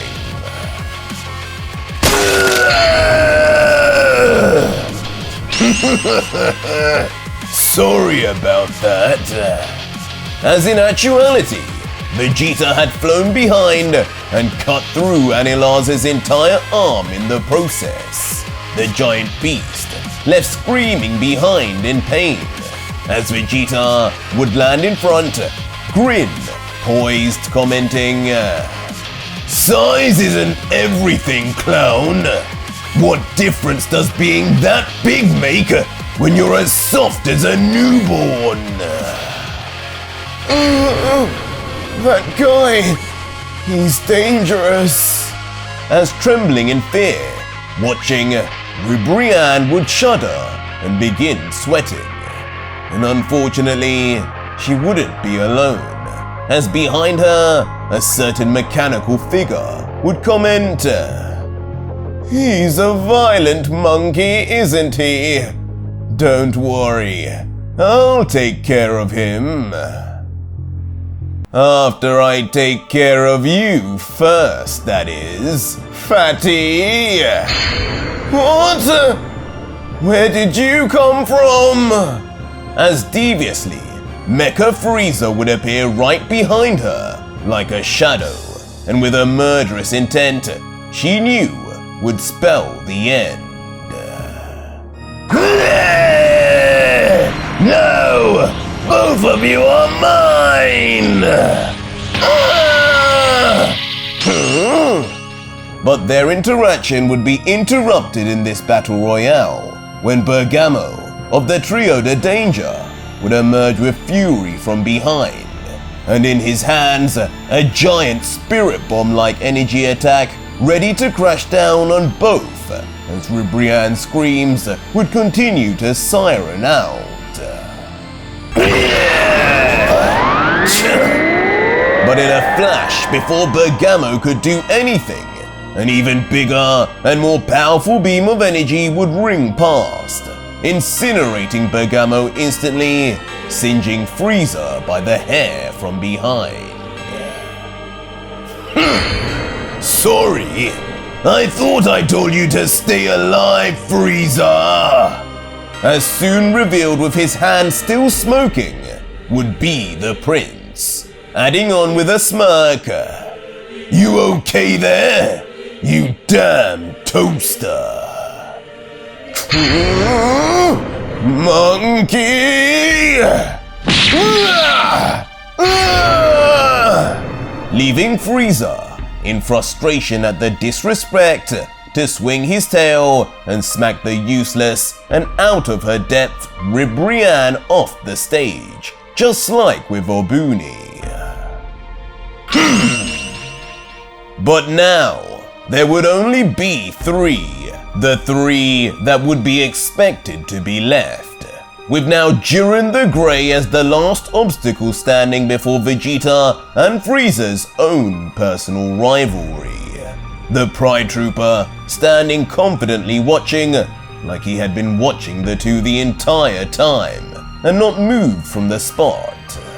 And immediately, Vegeta would be quick to look to Frieza and ask, "So, who gets first dibs? Rock, paper, scissors will decide." But Frieza just shrugging, with nowhere near the interest in battle as the Saiyans, would let out, "Well, I suppose since I've done you monkeys so wrong, the least I can do is let you have this one." Don't think I don't know you're just a coward, but I appreciate this. I've been waiting for this guy ever since I heard of him. As Frieza folding his arms would respond, "Have fun." Oh, I will! Come, Jiren! As just like that, Vegeta for the first time in this tournament, as a sign of respect for Jiren, would transform into a Super Saiyan 2, electricity surging, as with that teeth-baring grin on the prince's face, he would definitely be excited. And so, dying to see just who Jiren was, Vegeta would blast off in his direction. This speed, it's on Dispo's level! And my strength is on your level, Jiren! As shockingly unlike Goku, even as a Super Saiyan 2, Vegeta would be able to make instant and devastating impact, smacking Jiren across the head, shifting it immediately.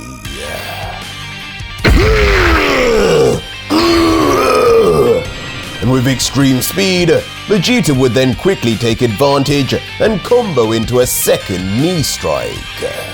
But Jiren, still yet to make a move, as if this wasn't enough to beat him, would still be commenting, Belmod did not say anything about you, warrior. What is your name? Vegeta! These questions would not stop Vegeta from finishing his assault. Jiren was not the prince's goal, and if he refused to take this seriously, then the prince would just end things for him. But finally seemingly realizing what he was up against, Jiren would land by his hands and feet, rising up and wiping the blood off, remarking, Only Belmod and Toppo have seen what I will show you now. Seems this tournament was not a complete waste of time. Vegeta, I will remember your name long after you are gone, warrior.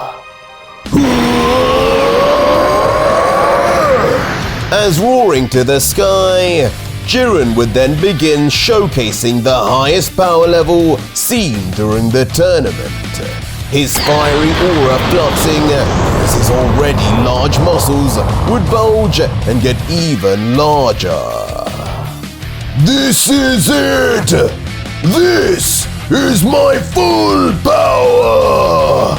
Not even destroyers can match this! Nice! Now shut up and let me feel some pain for a change! And not one to take a victim's wishes lightly, Jiren would explode forward right on cue. And not too dissimilar in size to Broly, when he would swing on Vegeta, Jiren would immediately be right on top, with his fist a blur of movement, ready to take the prince's head off. And despite this, Vegeta would remain still. Time to get stronger! As with a sinister smirk, Vegeta would immediately undergo a change, his eyebrows vanishing, his pupils changing, and purple flames beginning to spontaneously burn in the air. But ultimately, Jiren's fist would still land. The only problem, his victim would seemingly enjoy it. You're strong, but I guess I'm just a level above that. Let me show you what it means to be stronger than not just the gods of destruction, but the angels who teach them to water.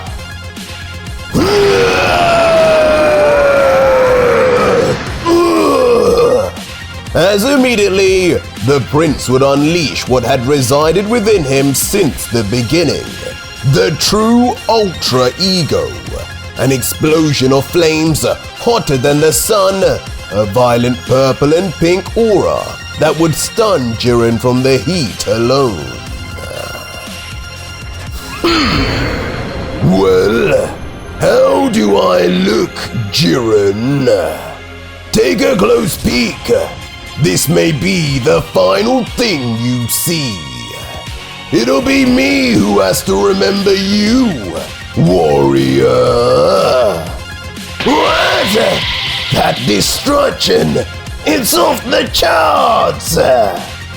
Ooh, when did a mortal become this strong? Stronger than an angel is right. Vados can't keep up with him either. As in awe at this divine transformation, the experienced gods and angels would all be quick to give Vegeta his rightful props. What is? As before Jiren could even have time to think, Ultra Ego Vegeta would move forward and slam a double-fronted kick right onto his face, powered up or not. Sent crashing through the limited pillars of the stage, a stage, mind you, said to be made of near indestructible material capable of handling the multiverse's most powerful fighters. Eventually, leaving a plume of smoke and destruction in his wake until...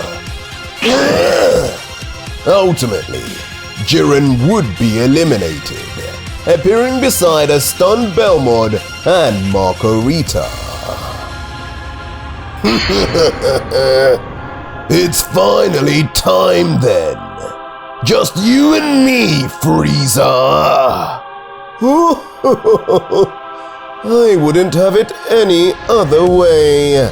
Thank you for saving me some energy. As now Vegeta and Frieza would remain, the only two left, the winner being crowned not only the strongest in the multiverse, but also the one which would be granted any wish from the Super Dragon Balls.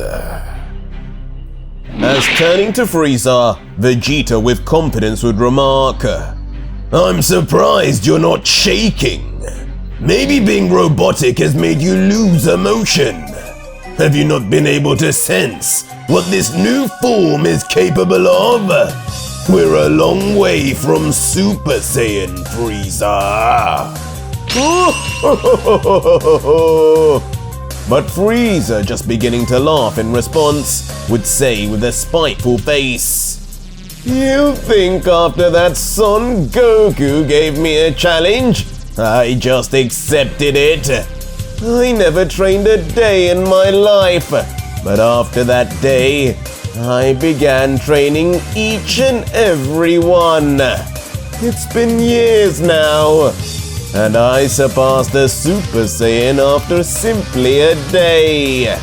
So you do the maths.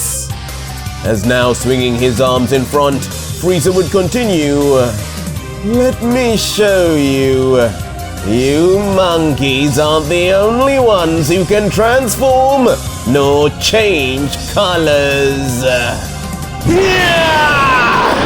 Say hello to Black Frieza!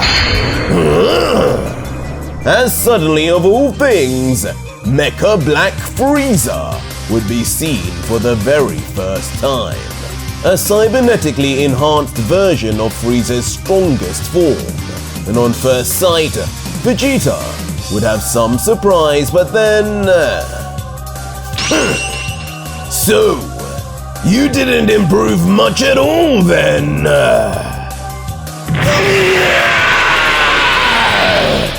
And on just that one comment, Frieza would be infuriated, shooting off at insane speeds and velocity right towards the final combatant. I'll show you, monkey, what real improvement is. This is the end of the line for you. Finally! The end of the line. I couldn't have said it better.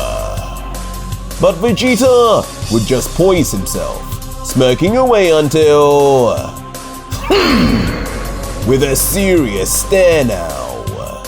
You think this is going to be some epic final battle? One where we're even remotely closer?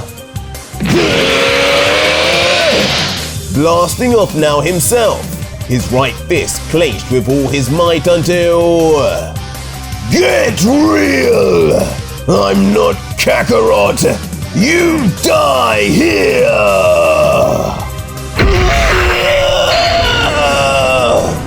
Monkey! With one overpowering punch, Frieza would be completely obliterated, his body forced back even with all his momentum on the mind-bending strength of Vegeta's own fist. The Frost Demon, hardly able to even comprehend the pain and force he would be feeling. What was that? My body! And it would seem on his knees already, Frieza would feel his energy and life force sapped away from that single strike.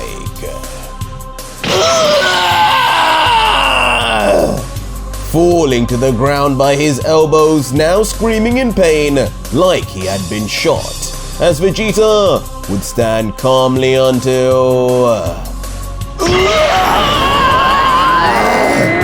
With an even more blood-curdling scream, a blast would ring out right beside Frieza.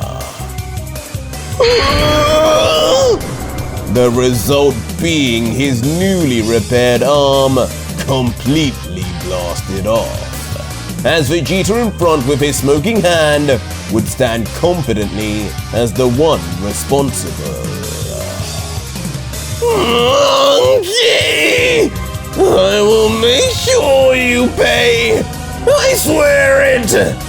Even if I have to come back 100 times! I'm afraid when I'm done with you, there won't be any coming back. As soon Vegeta would grip Frieza by the throat and lift him up like a slain trophy. Let go! Let go! I will, but first I need to talk. Why the hell are you even here, Frieza? I believe this tournament is voluntary. Did you really need a wish from the Super Dragon Balls? Immortality is something you could have got from even Earth set. You think I care about immortality at this point?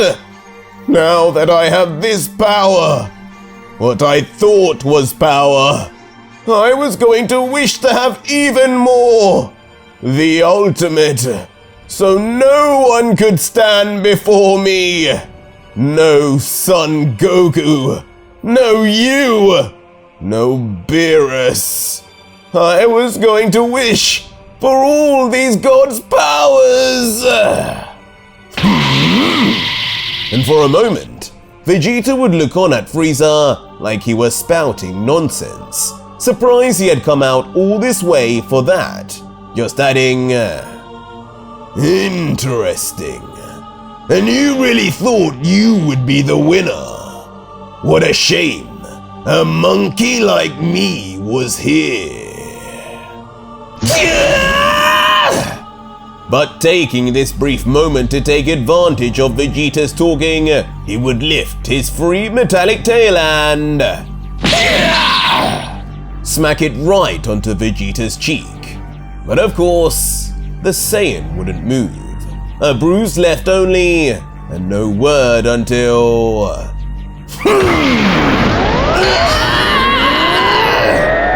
The response would be another blast, and another scream in pain for the Frost Demon. Now Now it really is the end of the line. Time to be destroyed for Kakarot's death. I will avenge him.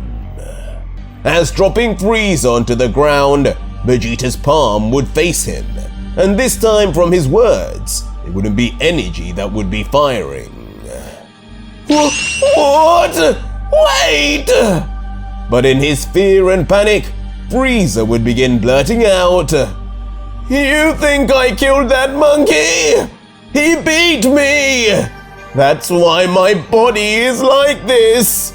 It was Beerus who slayed him. He got rid of your whole planet twice. He's the one who even told me to destroy planet Vegeta. Spare me. I can help you get revenge. Before Frieza would then turn angrily to Beerus, grunting, Tell him, you damn cat! Tell him if I'm lying! To which an unbothered Beerus would reply, I guess so.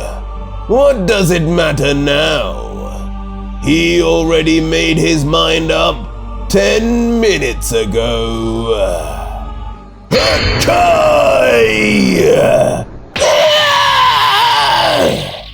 As Beerus, being spot on it seems, would witness as Vegeta would unleash destruction for the first time on a mortal and send Frieza to a future of eternal nothingness, erased to dust.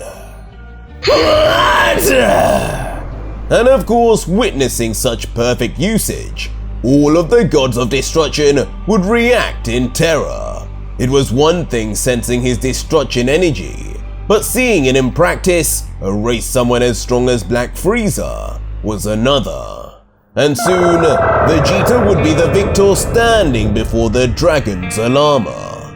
Zeno and Dai, all smiles telling him, Go on, make your wish. A wish for anything, huh? What would make me happy the most? What is my goal? I guess it's been obvious for the last few years. As Jumper proudly would let out, You've earned this, Saiyan. Kakarot this, Kakarot that. It's time you got to meet and defeat this friend of yours. Don't worry about if Beerus erased him. Zalama can bring back anyone. He can do anything.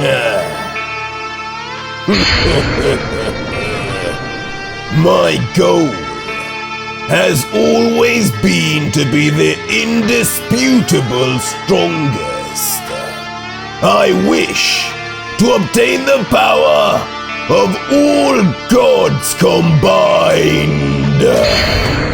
Whoa! Vegeta!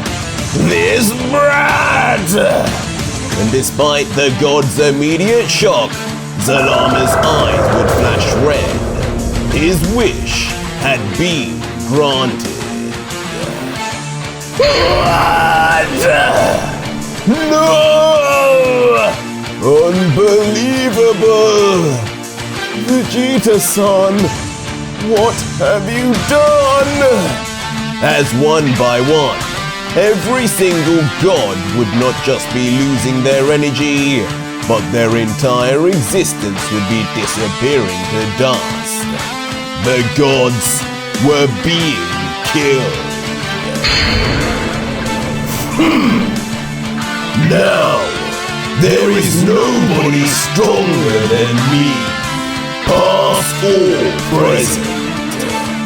Kakarot, you knew.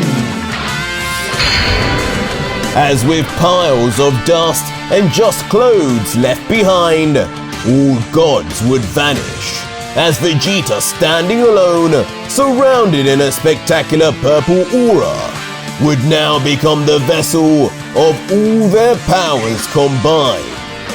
Zeno, Dai, and even Zalama included. The God Killer Vegeta had been born in the most instant of ways, and now the Tournament of Elder Gods was next. But that was it for today's video, guys, and if you made it this far, leave me a hashtag tournament in the comments down below and let me know how you're feeling about the return of Ultra Vegito. Or just watch him right now on my Patreon, where you can see the full next video, fully voice acted, soundtracked, and edited for you to enjoy with over 4,500 plus other fans, as well as getting access to 250 plus other fan mangas too. It's the deal of the century.